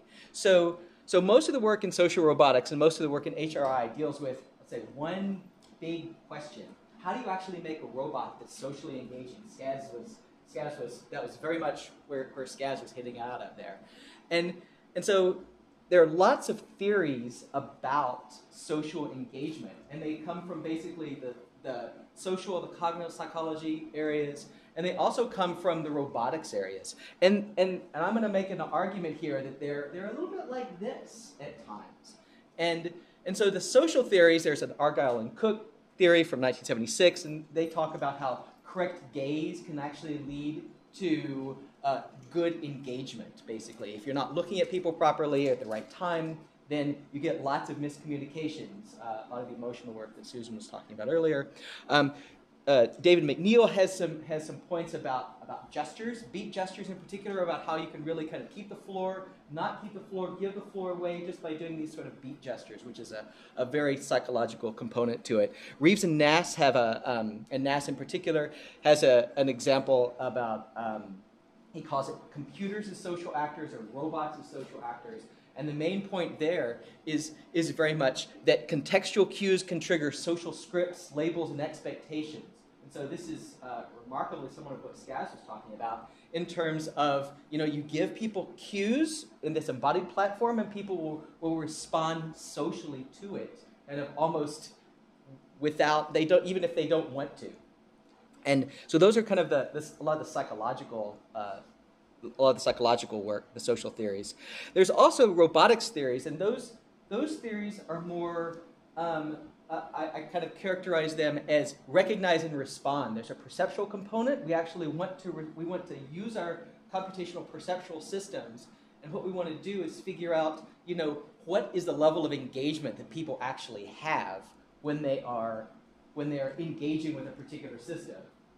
And most robotics people will try to fake that. And we fake it. I suspect Skaz was faking some of his stuff. And a lot of robotics people will fake that. But there are some computational systems that do the recognition out there of these important features. So, for example, Munoz-Salinas has a system to detect interest, how interested you are in particular people. It has to do with eye gaze. It has to do with where your attention is, your perceptual system, things like that. Bilge Mutlu has a system that uses gesture and gaze to actually keep people's engagement high. And Chuck Rich and Kenny Sidner have a system that actually recognizes engagement in people, and then what it attempts to do is then keep people engaged and respond, turn taking, online, etc. So those are kind of the two of the studies that people are going into. One of the highlights here, this is kind of Nass's theory.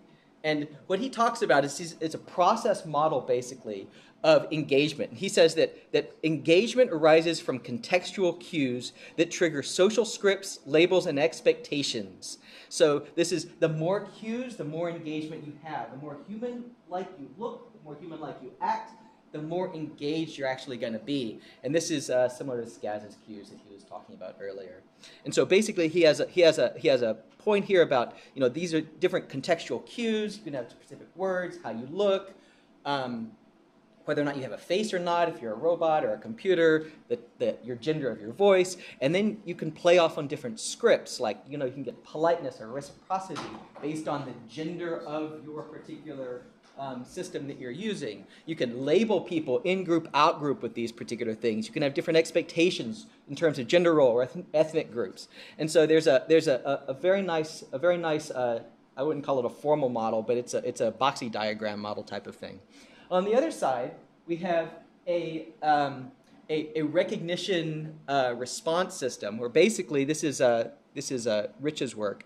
And basically what they do is they specify that you want to recognize a specific set of cues that a person is doing or giving.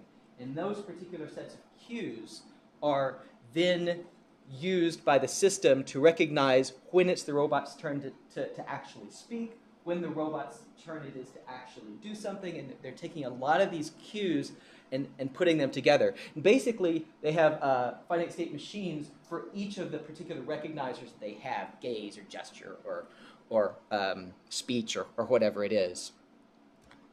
Okay, so those are kind of the two different theories that are those classes of theories that were actually floating around out there. So, and to complicate matters, of course, there are different forms of engagement. There's kind of the direct engagement where people are one-on-one, and a lot of the work is focused on that. And there's also this more indirect or observational type of engagement, which is more like this, right? This is very unidirectional for the most part. Most of you are paying attention to me, but I'm kind of looking and talking, but it's kind of more observational. And basically the social dynamics, we know a lot about social dynamics and different group changes, those changes over time. What I'm going to focus on here, the rest of the talk is going to be about a large-scale study where we actually looked at 4,000 people, more than 4,000 people outside of a traditional laboratory study to explore some of these particular theoretical issues. So where in the world do you get 4,000 people? Well, as it turns out, there is an annual event hosted by the United States Navy. It's called Fleet Week. It's in New York, and there are 40 to 50,000 people that go by under the piers in New York and look at and tour the ships and things like that. And occasionally our sponsors will say, Greg, wouldn't you love to go to New York and spend a week under the hot pier? Sure, we'd love to do that. And so we bring our robots, and the first time we did it, it was a lot of fun. And the second year that we did it, it was even funner because we said, you know what, we're going to actually collect data this time. So we're actually going to try to run some experiments, and that was one of the things we actually tried to do. So we had 3 experiments running. I'm going to tell you about 2 of them here. I will say this environment is way beyond a perfect laboratory experiment. We were doing constant live demos and data collection for a lot of hours, and we had a lot of people come by. Our robotic platform here is affectionately called Octavia. She's an MDS robot, mobile dexterous social. She has 2 color cameras in the eyes. She has a time of flight camera on her forehead. She has a Segway base. She's a hook you on the base. She has lots of degrees of freedom. She has a particular female voice, and you'll hear some of this. So what we did is for our direct engagement, right, part, we actually create a system that is an end-to-end person recognition system. We use soft biometrics. Soft biometrics are basically things about people that do not uniquely identify a person, but when you combine them together, you can get remarkably close to actual real face identification type of accuracy. So faces are typically uniquely identify people, unless you're a twin, and the things like hair color does not. But if you take things like height and your complexion and what clothes you're wearing, some of these are temporary, some of these are more permanent or longer lasting. And if you combine them and fuse them, you can actually get pretty good person recognition. So one of the research projects that we've done is we've actually built this system to identify people. All right, this is, the sound is off because it's obnoxious. But what you can do is this is from behind. What you can do is we call this kind of the shell game. But what the robot is doing here is we've got 3 volunteers from the audience. And what you see is the robot saying, you know, I'm going to ask you a couple questions, and it's going to try to online identify people, all right? And so these people, they can't hear very well because in this case we forgot to turn the speakers around. But what happened is that every single time the robot goes over and asks the person a question, like what's your favorite color, or what's your favorite food, or what did you like doing at Fleet Week, and they answer, okay? And they don't even have to answer, but the robot is collecting data about these individuals here. And in a minute, hopefully what you'll see is that everybody's going to switch around. The robot's going to close its eyes, and they're going to all flip around, and the robot is going to ask them a different question and then try to identify them. So this is a trivial problem for us, right? Not so trivial for a robot, especially in this somewhat crazy environment. We even put, the backdrop there to actually help ourselves perceptually. And so the robot's talking to people. The robot is asking them questions, and people are responding. You saw them just switching, and now it's going to try again. So this is an incredibly engaging robot system that is actively engaging with the people. And you'll see her here saying, yes, you're going to get it right. They clap. They get it right. Okay, fine. There's a little bit of a digression. The system actually worked really well. I'm not going to focus on the accuracy parts here, but over 6 days we ran the shell game with about 200 people.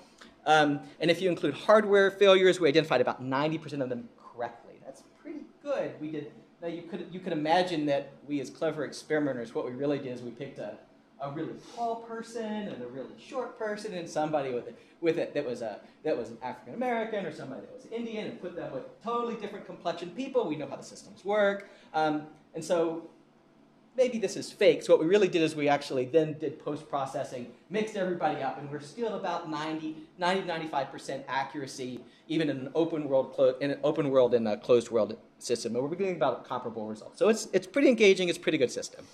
Okay, so the important part here is that the shell game kind of worked autonomously, with a small bit of help from the experimenters typing in people's answers for some of the speech recognition part, which nobody can do in this sort of environment. We used scripts to act socially, and people responded to it socially. So this is very similar to some of the other talks that we've heard here. It was interactive and highly engaging for people playing the game. All right, so that's one of the perceive, respond type of systems here. The next part of this talk is going to go into the more psychological study here. And what we're trying to understand here is basically we created 4 different vignettes, okay, about robots and how they actually interacted. So the robot would get up and it would tell a joke, all right, or it would tell about itself. And each different vignette had 4 different levels of cues, how human they were, or how animate the actual system was. And so we had a voice-only system where the robot was basically just a dead robot, and we had speakers, and it would just tell the joke or tell it about itself. We also had a system where just the face moved, right? Just the lips moved. We had one where we had full facial gestures, so lips plus eyes plus eyebrows plus facial expressions. I'll show you examples of all this in a second. And then we had one where we had the full robot gesturing everywhere. And let me see if this. All right. Hello, my name is Octavia. I work at the Navy Center for Applied Research in Artificial Intelligence. I heard a funny joke yesterday at Fleet Week. I hope you like it. Here it is. A kangaroo kept getting out of his enclosure at the zoo. Knowing that he could jump high, the zookeepers put up a 10-foot fence. He was out the next morning, just roaming about the zoo. A 20-foot fence was put up. He got out again. When the fence was 40 feet high, the camel in the next enclosure asked the kangaroo, "How high do you think they will go?" The kangaroo said, "About 1,000 feet, unless somebody shuts the gate at night."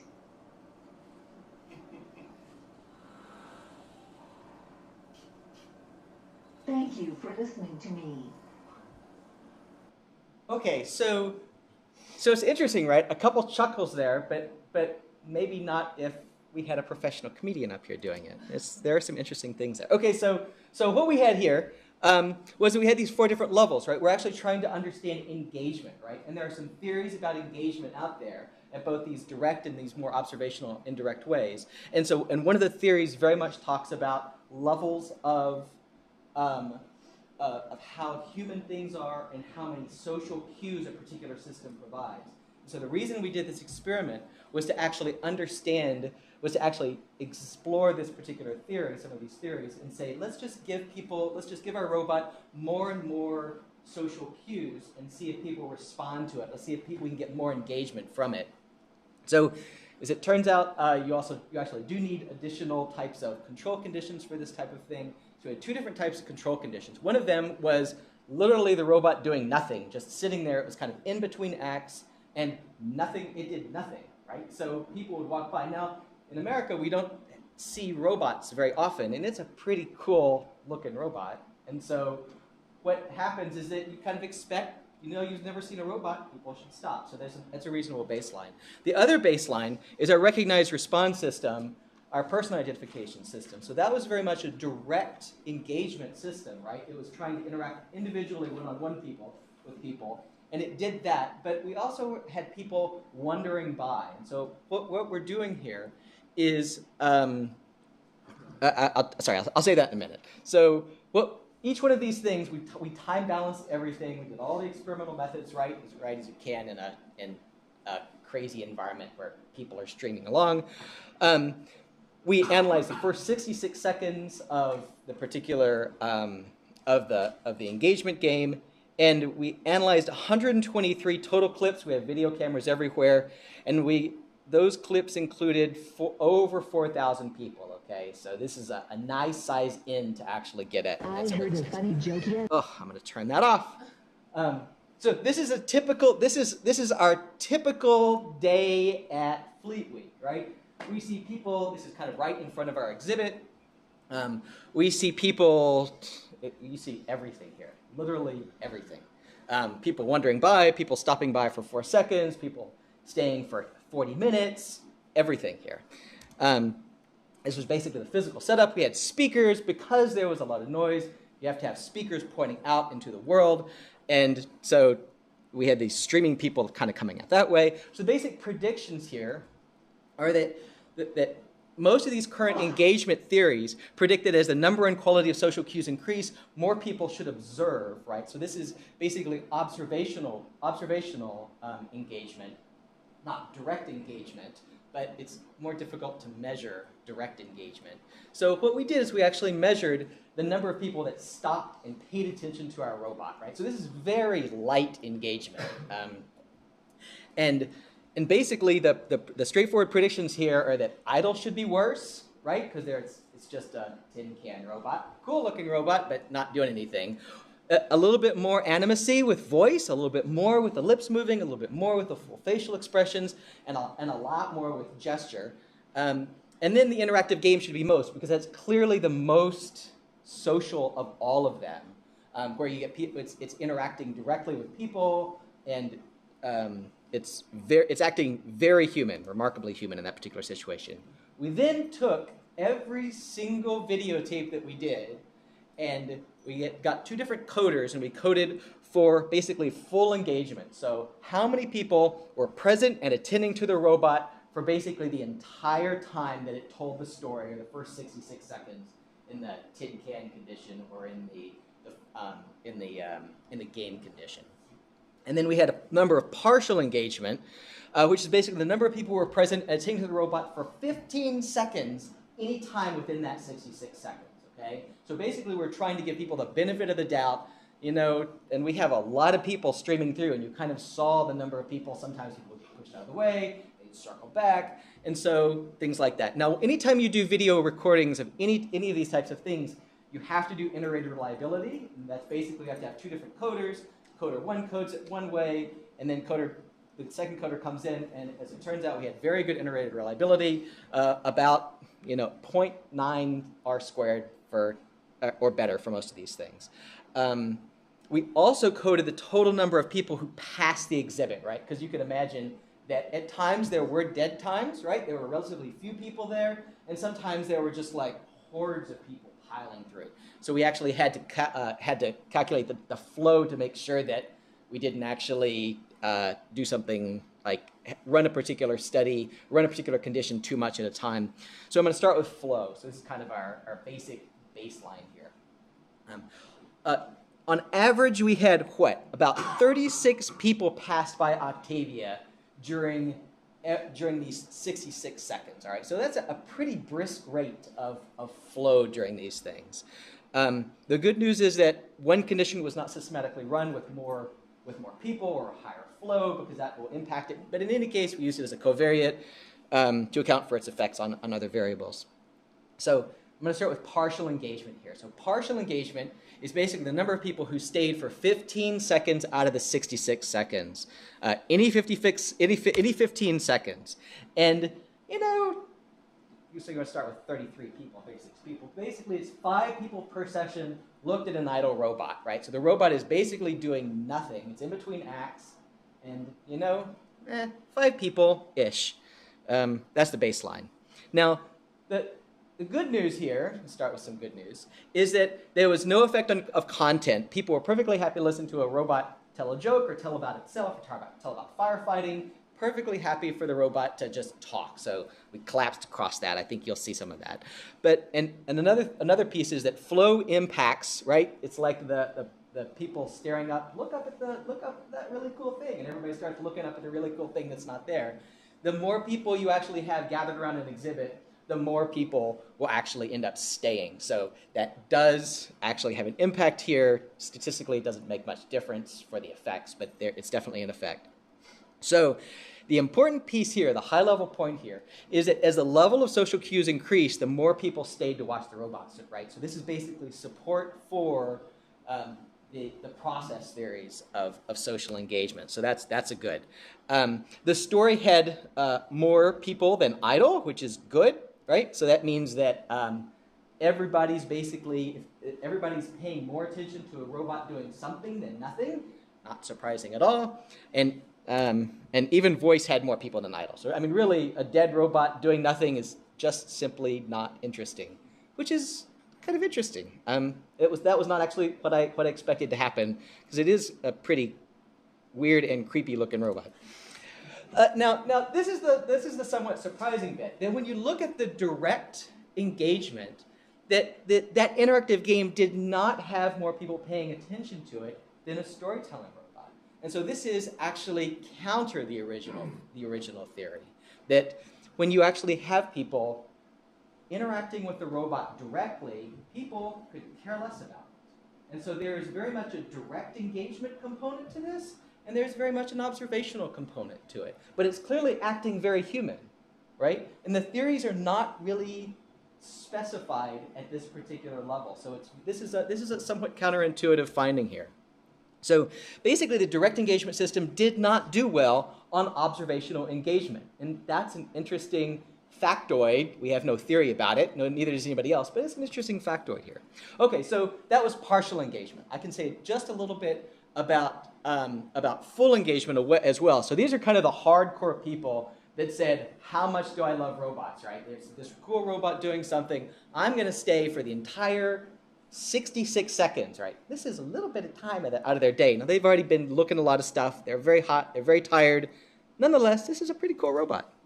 So the effects basically mimic the partial effects, where there's no effective content, flow impacts.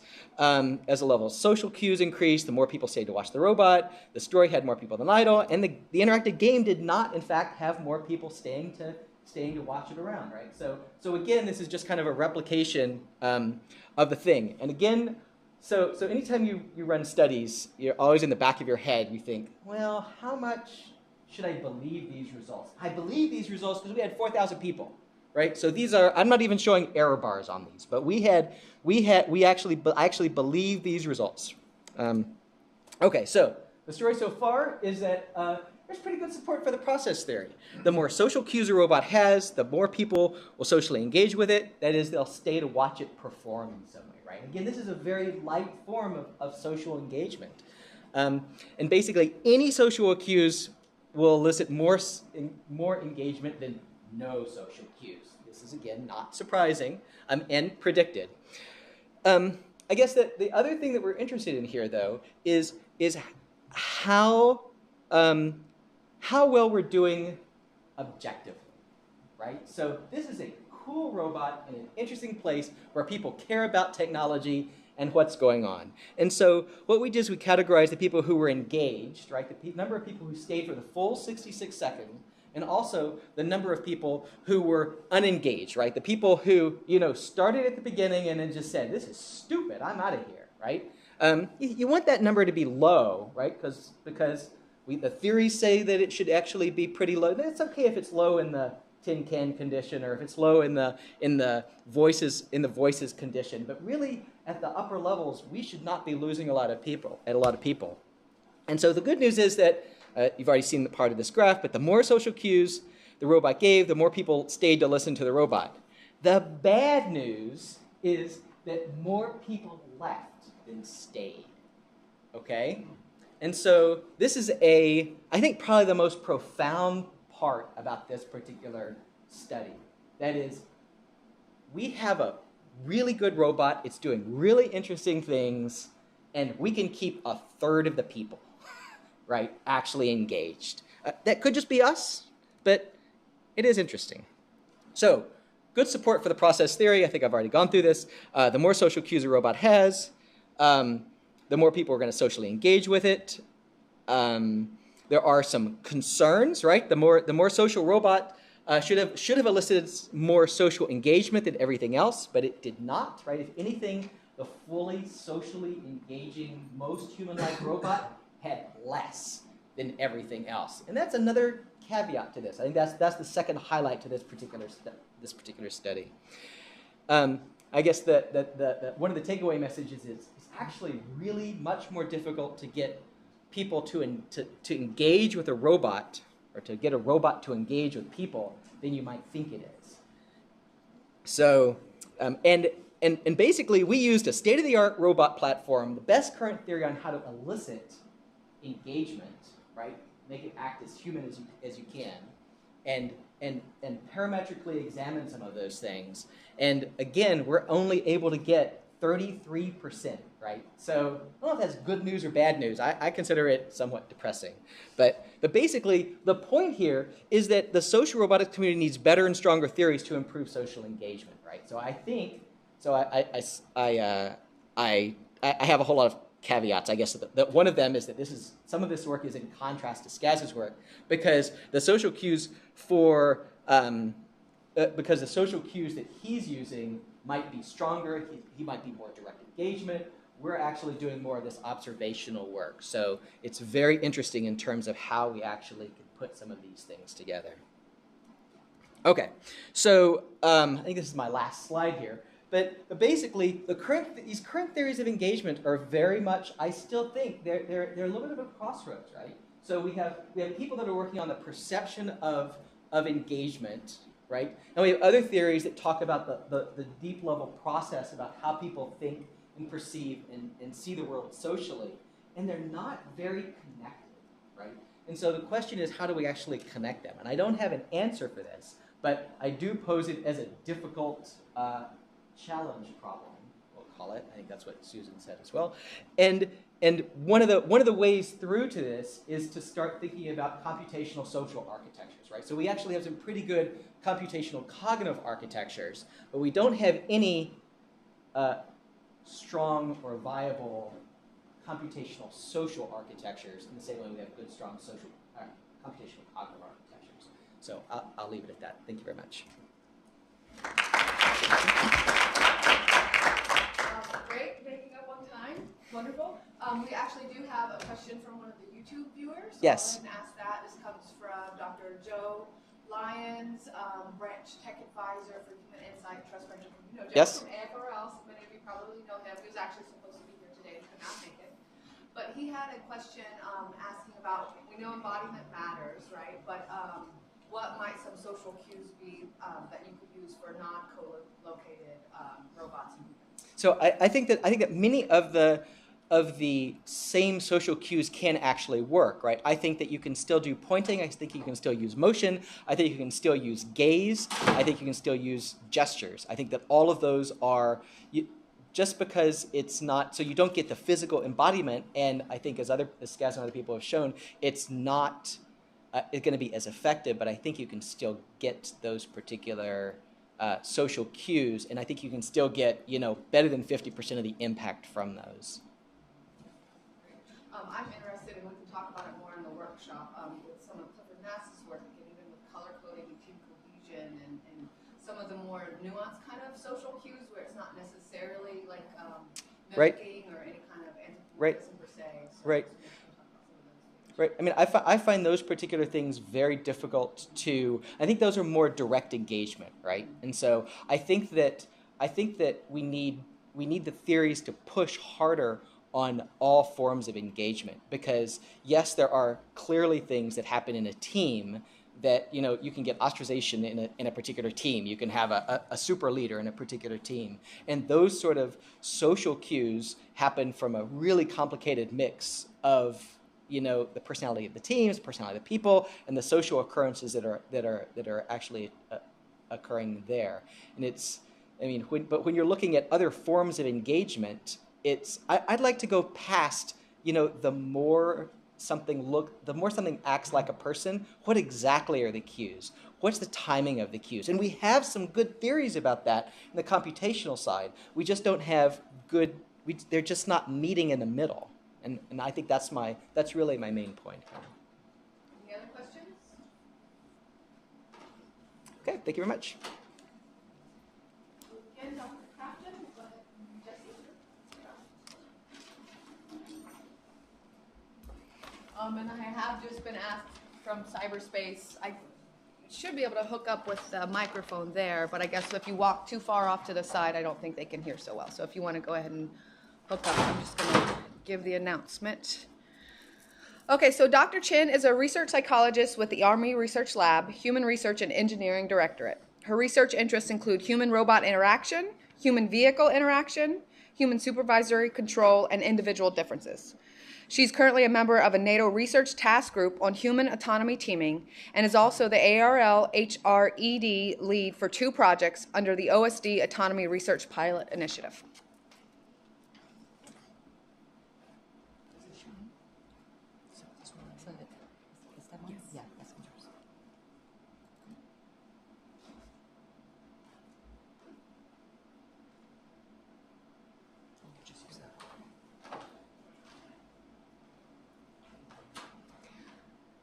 Good morning, everyone. I'm very happy to have this opportunity to come here to talk about our research on human agent teaming and agent transparency. So our research on human agent teaming started in 2009 when we first started to work on the RoboLeader project. RoboLeader basically is an intelligent route planning agent that can work with the human operator on managing a team of robots.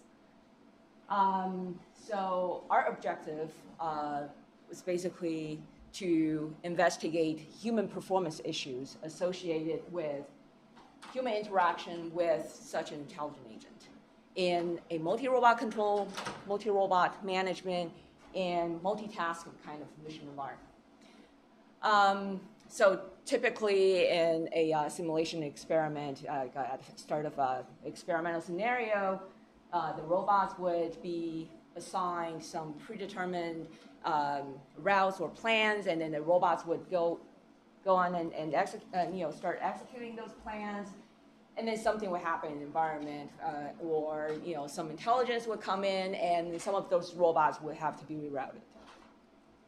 And so depending on the experimental condition, and so say in the manual condition, then the human operator will have to manually reroute those robots. And in a RoboLeader assisted condition, then RoboLeader would recommend some route revisions to the human operator, and then the human operator can either accept them or modify them as appropriate. So, and at the same time, the human has to simultaneously monitor the mission environment, the videos coming in, and to see if there are any hostile targets out there, and also the participants need to maintain a situational awareness of the mission environment. So it's kind of like a multitasking tasking environment. So over the years, we have looked at issues such as the operator's span of control. We manipulated the number of robots under the humans management, either 4 or 8 robots. And we looked at effects of RoboLeader reliability, basically manipulated the errors that a RoboLeader made. It was either false alarm prone or misprone. And we also looked at level of assistance of RoboLeader, so managing the level of autonomy, basically, for RoboLeader. And we also tested the use of RoboLeader in a convoy management kind of mission environment. In this case, the operator had to simultaneously maintain local security via a 360 indirect vision display that you can see at in the bottom picture there. So And also, we in a recent RoboLeader study, we looked at using RoboLeader for dismounted infantry navigation. So overall, we found that RoboLeader was quite effective for enhancing the overall human agent team performance while reducing the operator's workload. In terms of the effects of RoboLeader errors, we found that specifically miss-prone RoboLeader compared to false-alarm-prone RoboLeader had a greater negative effect on the operator's performance of tasking that involved visual scanning, and specifically target detection and situation awareness. We also found that the individual differences consistently impacted the operator performance. Specifically, we found that participants with higher spatial ability consistently outperform those with lower spatial ability, especially in those tasks that involved visual scanning. And we also found that those with higher attention control ability and those who play action video games frequently were able to multitask better than their counterparts. Also, we found that those frequent action gamers had significantly better assay of the mission environment than those who didn't play games frequently. So that's basically the overall findings of RoboLeader. So at some point while we were working on the RoboLeader project, we kind of realized that RoboLeader was not a very transparent agent. So basically, so the RoboLeader, the agent would provide some recommendations recommended, like I said, a rerouting of those robots, but it never explained why those recommendations were offered to the human. So we started to think about this issue of agent transparency, and we thought that, well, in order for the human agent teaming to be more effective and more fluid, the human needs to understand better the reasoning process behind the agent's actions or recommendations. So, and here we define agent transparency as a descriptive quality of an interface pertaining to its abilities to afford an operator's comprehension of an intelligent agent's intent, performance, future plans, and reasoning process. So basically, we are interested in the effects of agent transparency on not only the operator's performance, but the operator's calibration of his or her trust in the intelligent agent. So, and we came up with this model that we call the situation awareness-based agent transparency model. For those of you who are not familiar with Michael Ensley's situation awareness or SA model, basically it talks about three levels. So at the first level is the detection of events in the mission environment. And the second level is comprehension of those events. And then the third level is projections based on those events. So we kind of gave it a little twist. So we came up with this agent transparency model. Basically, it talks about the information requirement from the agent to the human, so the human can have effective assay of the intelligent agent in its tasking environment. So basically, for the first level, simply is what's going on with the agent and what it's trying to achieve. So that's, for most, well-designed user interfaces nowadays, it's pretty standard stuff. I mean, the agent needs to let the human operator know what it's working on and what it's trying to achieve. The second level, basically, is the reasoning process. So any of those constraints or affordances that the agent has considered before it came up with a decision, and we think that needs to be conveyed to the human. And so basically, why is the agent doing what it's doing? And the third level is basically projections.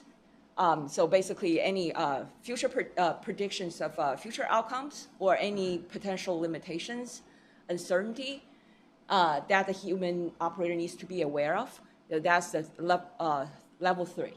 So basically, what should the operator expect to happen?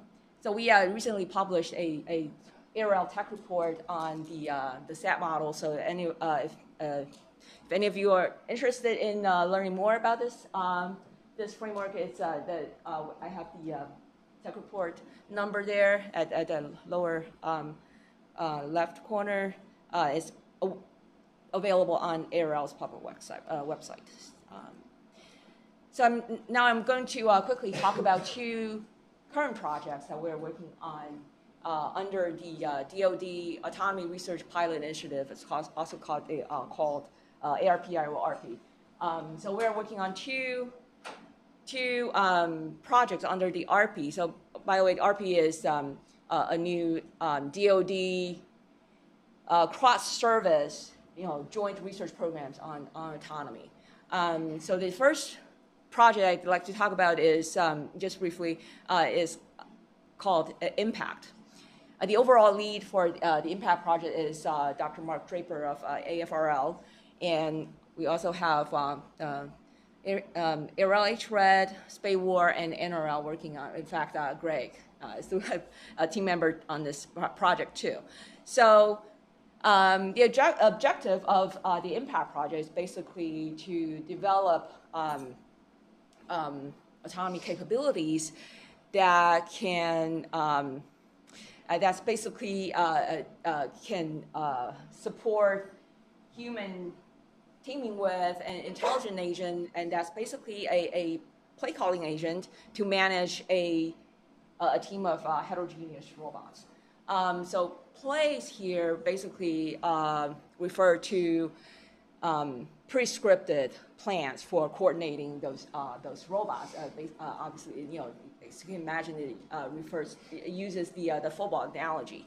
So, say the human operator can call a certain play for the UAVs and UGVs to do, say, route reconnaissance, and you can call another play for the UAVs and UGVs to do, say, tracking a moving target. So just our piece is under the user interface thrust.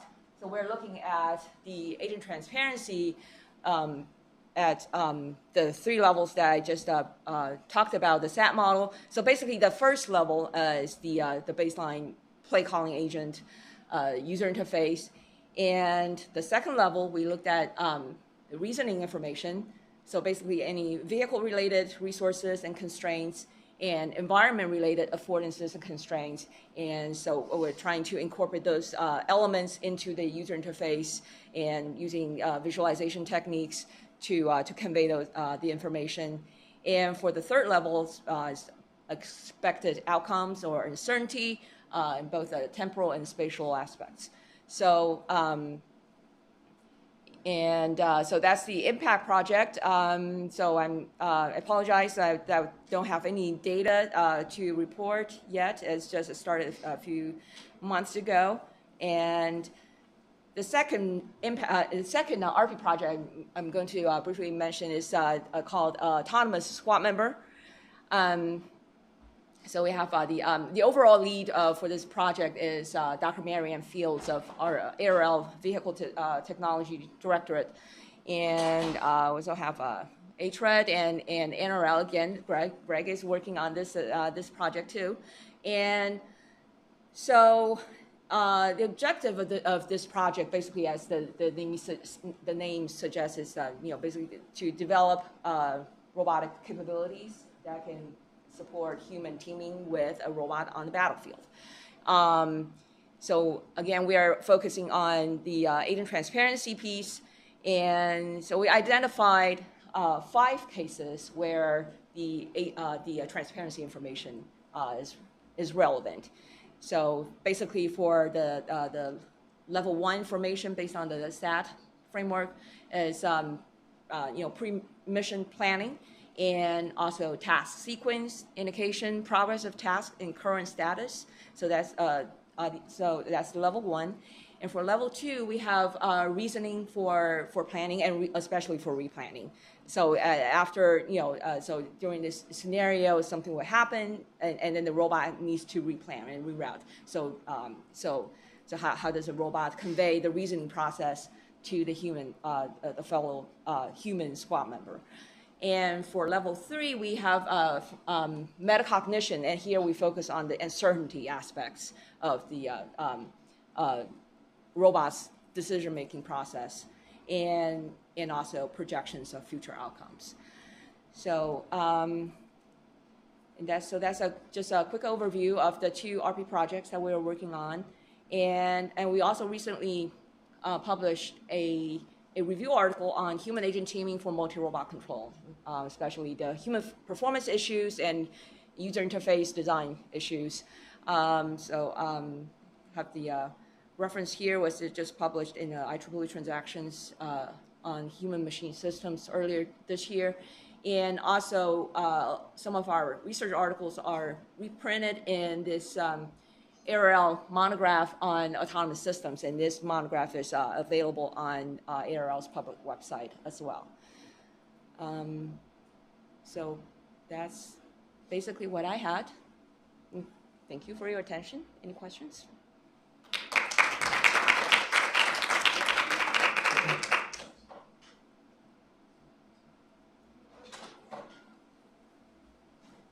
You talked about the essay and then transparency and the interface to build trust. How are you measuring trusts for the teams? Well, currently it's only at we're not doing human teams. We're doing just single officer. So we are.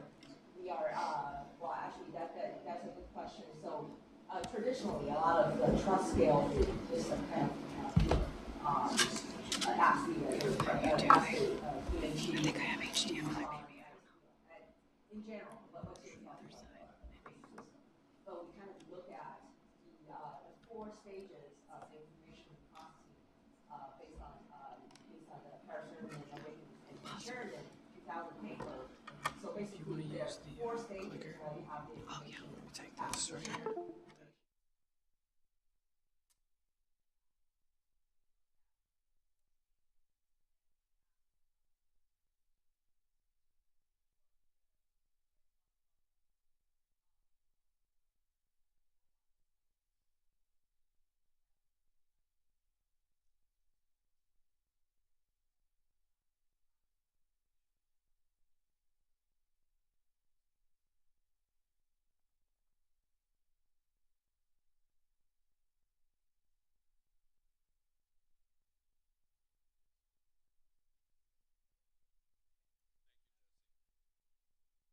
Called into the introduction role here. So I'm going to read a little bit about our next speaker, Charlene Stokes, is a research psychologist for the Air Force Research Laboratory and holds a research associate appointment at Yale Center for Emotional Intelligence. She received her BS from Ohio State University. Sorry about that Ohio State crack earlier. And her MS and Ph.D. in Industrial Organizational Psychology from Wright State University. And obviously her current research focuses on developing a robust understanding of the social underpinnings in human-machine teaming, particularly as they relate to emotions and trust. Charlene? Thank you, Jim, for that. That was unexpected, but much appreciated. Okay, I've got to get the clicker. You're right, Susan. It's kind of screens everywhere, but which one to look at that you can actually see? So, okay, so what I'm going to present today is unfortunately, we don't actually have data yet, but at least to give you guys an idea of a study and the direction that we're going with this research program. And again, as Jim mentioned, and as I mentioned earlier in the day, I kind of balance 2 worlds. So I have come from AFRL. I've been there, well, actually from a fellowship student in graduate school, but officially as a civilian for 5 years now. And then here recently, I actually came out to Yale University, to the Center of Emotional Intelligence. I was very fortunate to be able to line that up and be able to still, again, balance those 2 worlds. But I've been out here for 3 years, and what I noticed, again, very different worlds, as you might imagine, but really quite a similar research endeavor that we're all trying to achieve here, whether it's robots and technology in schools or classroom settings or advanced intelligent agent autonomous teammates. We're really trying to understand that social underpinning that's going on in these systems. So I'll go ahead and get started as the Air Force representative. coming, again, they pay me. So I really want to emphasize, many of you have probably seen, outside of just the Air Force itself, across the DoD services, and again, that's why the representation is here. This is a big problem, right? It's a big concern area. For the operator, autonomy is experienced as human-machine collaboration, and that's often overlooked in design. Again, as Jim mentioned in his talk, we hear this time and time again, but really I at least have not come across a real solid understanding from the human side, per se, not just how do we design that technology to for the basic HRI kind of interaction aspects, but again, what are the gains we can realize from the human? So again, lots of literature on this saying how important this is, and this is what's occurring. So just trying to move forward in that area. So some of this might be a little overlapping with Jim's talk, obviously pulling from AFRL and the strategic vector that we have there. And as, again, you saw in Jim's talk, that kind of bidirectional flow of information is one of the clearly defined goals, one of the ways we're going, and want to take this understanding and this interaction, right? And leading ultimately to that augmentation framework. So this is actually, again, Jim presented this, some pieces of this, and this model is actually something that I pulled from a report that he contributed to. What I added, if I can figure out this clicker right here, is that affective control layer, okay? So this is kind of, again, the sense, assess, augment, that there's a lot of research going on at the Human Lab, and again, Scott Gulster's group has developed this, and again, the machine-centric loop, we have that, and it's nice, idea of this whole feedback loop, but how's that actually going to operate? And when it really comes to humans and machines interacting, what are the keys there that we might be overlooking in this design process? And that, again, is what I'm seeing, again, balancing these two worlds, seeing how much emotion does matter, not only in human performance, but in our interactions. We are social beings, so we need to start considering that. So again, just me tossing something on top of this model that was developed. I'm just thinking, again, we need to add that affective control layer in there, which is not an easy task, right? So undefined challenges. So we want to get there, but what's it going to look like? What's moving us forward? Obviously, the quantified self and warrior movement, it's getting us closer. But again, what's going to happen with all that data and all that information that's being gathered, right? And that really intimate connection to machines that's going to occur with all these sensors and everything else that's being in intelligent systems, right, that we're going to be interacting with. So what I'm questioning is then how should that very unique relationship be developed and managed? And again, I think that's a piece that can very easily be overlooked when we're investing so much into the development of the technology itself. So being in training in industrial organizational psychology, minor in human factors, but still my focus in graduate school was industrial organizational psychology. So teaming skills in the fundamental aspect of human teams and organizational science and how we understand that. If you look at the literature, you'll see team characteristics, long-term relationships, embedded in an organization, common goal or project, varying size, composition, structure, often assigned by superior.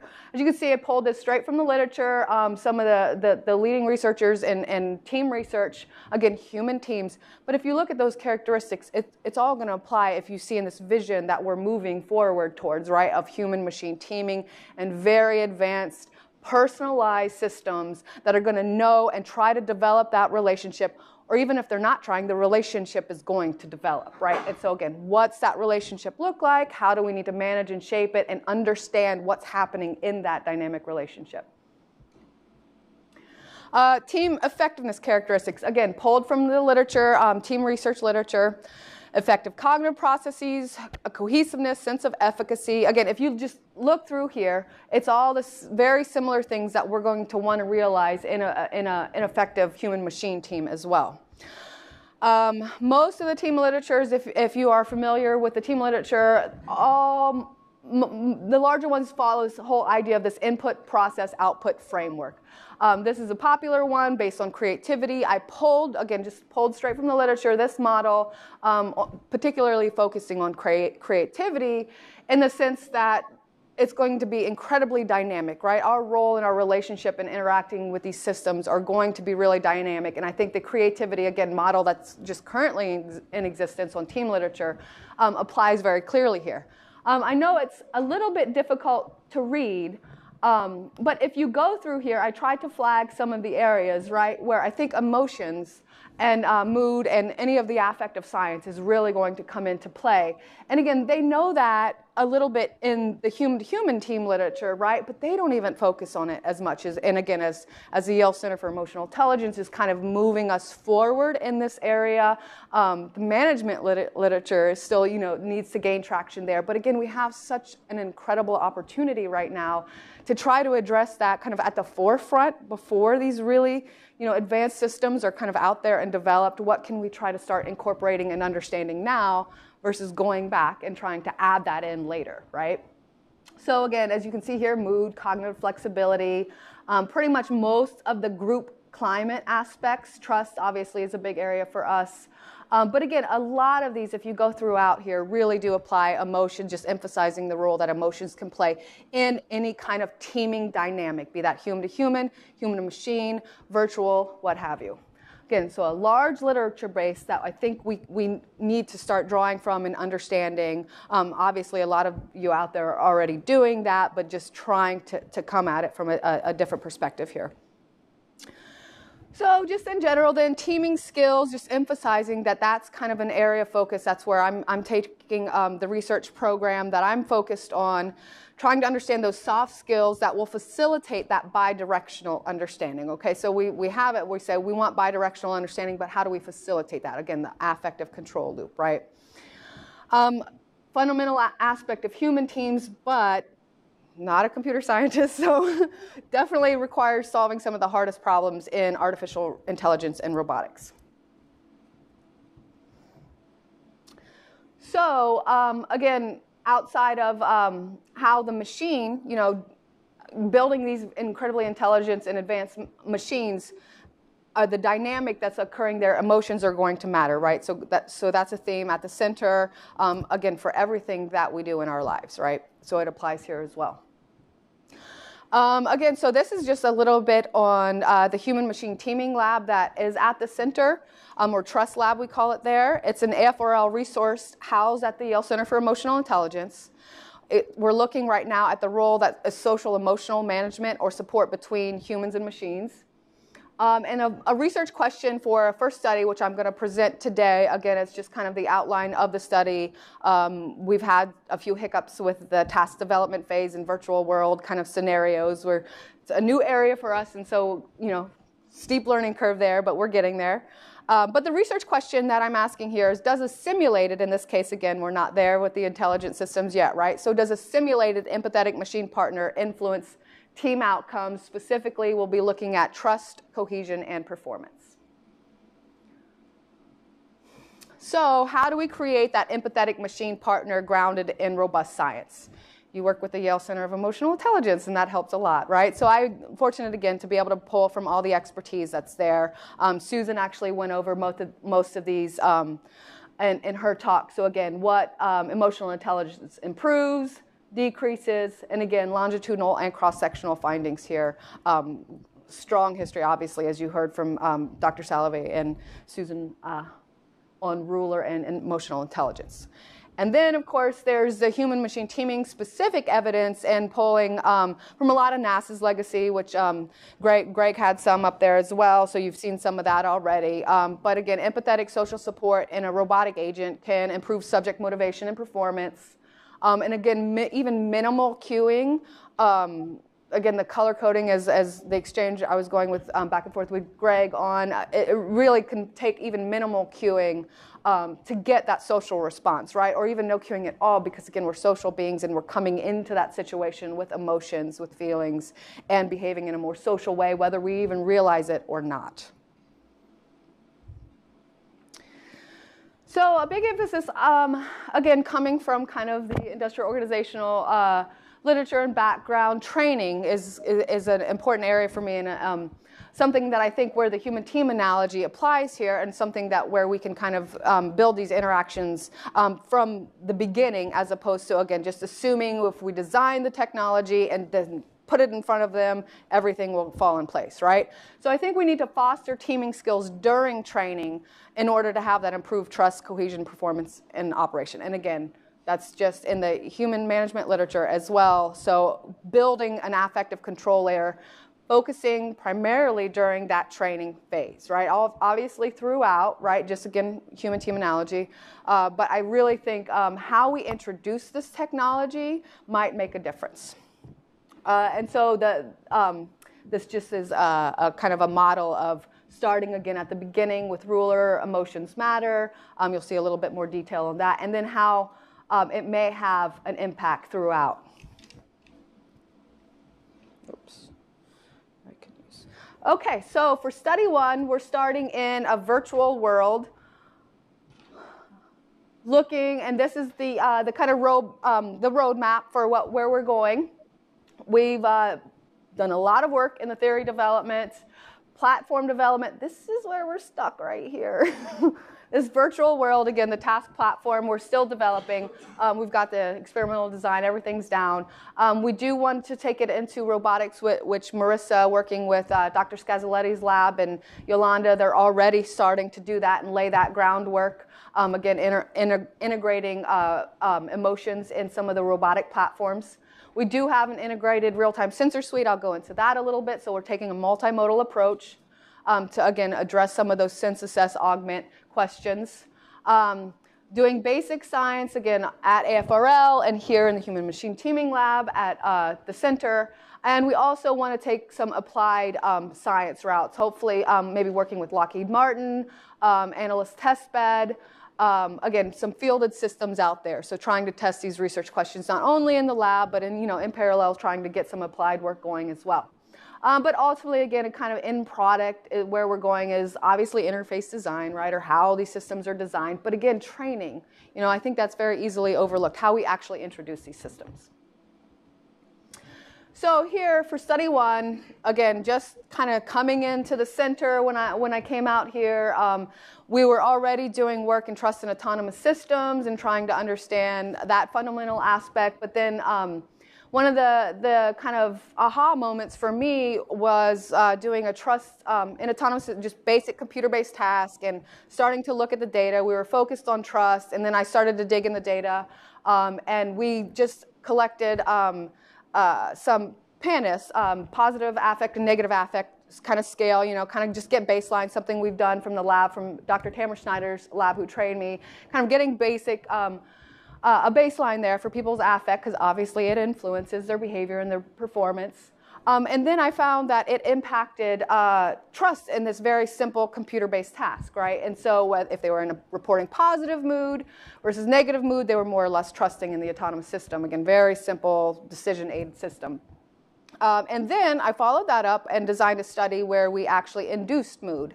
So either induced them using the IAPS International Affective Picture System, just showing them pictures before they interacted with this very simple decision aid on a just computer-based task, everything simulated.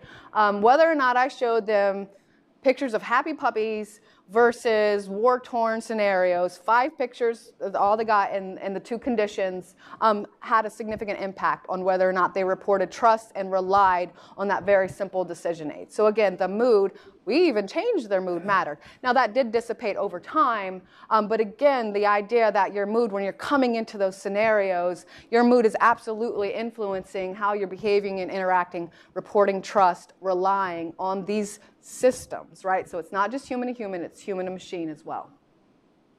Oh, going back. So in the study, this is what we're designing right now. So in the experiment condition versus the control condition, the ruler, which you heard about from Susan's talk, we're actually incorporating those steps. So the mood meter, plotting, meta moments, all of that is incorporated with this virtual teammate called KEP, computer empathetic partner, right, in the ruler condition, so focusing on emotions, versus in the control condition where the traditional decision aid, this is your tool, it's going to help you, it's a decision aid, autonomous system, it's going to help you make decisions in an ISR type environment, right?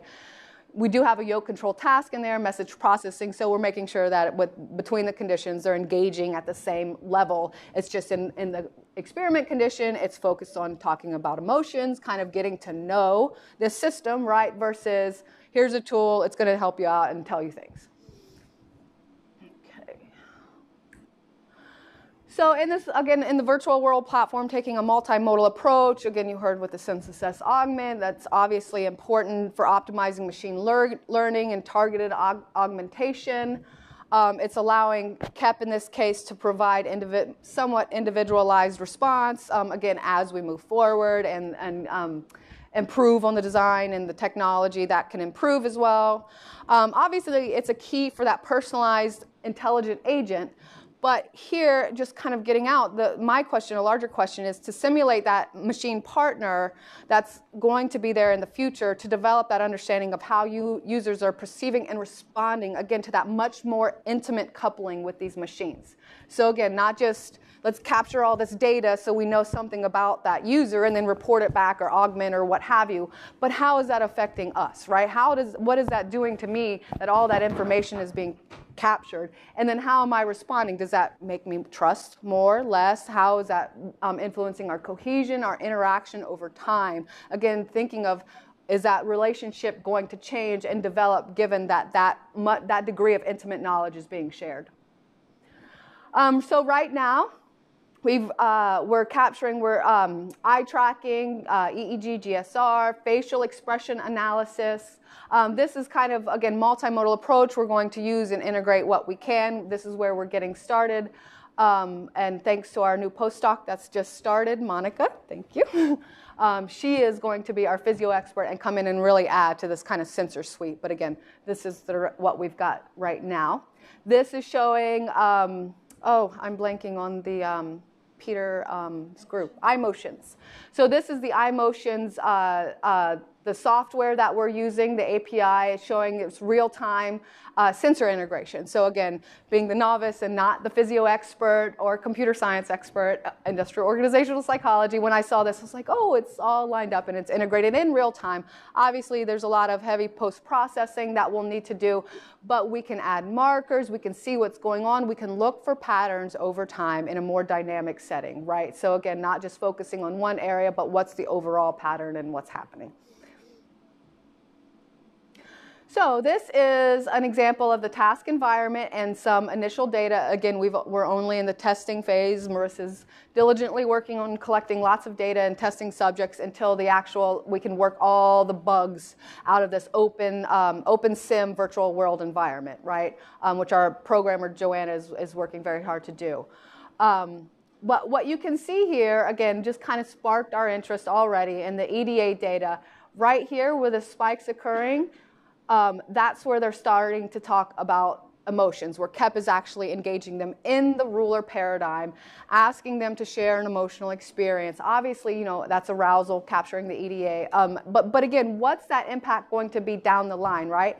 So when this isn't occurring maybe as significantly in the control group, where they're just, yes, they're engaged, but not in an emotional level, right? Not sharing something very personal about themselves and trying, again, creating that social cue there, right, on that emotional level. How's it going to impact them in the task, right? So the trust and over time, trust, cohesion, and performance over time, if we introduce that machine partner in that more social, emotional way. So the takeaway here, again, really focusing, as with human teams, teaming skills, focusing on the social, emotion, cognitive, it matters. It matters for optimal human-machine teaming effectiveness as it matters for optimal human-to-human effectiveness. The human team analogy, again, already has a vast literature base that we can draw from. We need to determine and really critically analyze some of those factors, what applies, what doesn't apply. How do we need to change some of those factors or look at things differently? Intelligent agents do provide a very unique opportunity to engage in social emotional learning and teaming and augmentation, right? So there's potential for trusted, personalized, long-term relationships. So for the example of the teammate or teacher never gets tired, never gets upset, doesn't react negatively if he or she's had a bad day, right? Unlimited memory potential, not going to forget, going to know everything about you, right? If you think of all the assessment that can occur. But again, what are the positives of that? There might be lots of positives, obviously, but there's also negatives associated with that. And again, I think we need to invest a little bit of time to understand the dynamics and where that's going to take us in the future. And with that, that's kind of some of the questions we'll get into in the workshop. So if there are any questions for me at this point, that is all that I have. And then if not, I know lunch is waiting for everybody.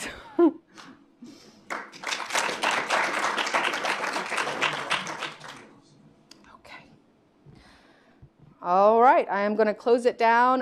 Lunch is going to be out there next door. We will have demonstrations and lunch all in the same room so everybody can kind of get up, move around a little bit, check out all the robots that the Social Robotics Lab, they've worked really hard and brought everything and set it all up for you guys. And again, just kind of get moving and stretch a little bit, and then we'll come back in here for the workshop.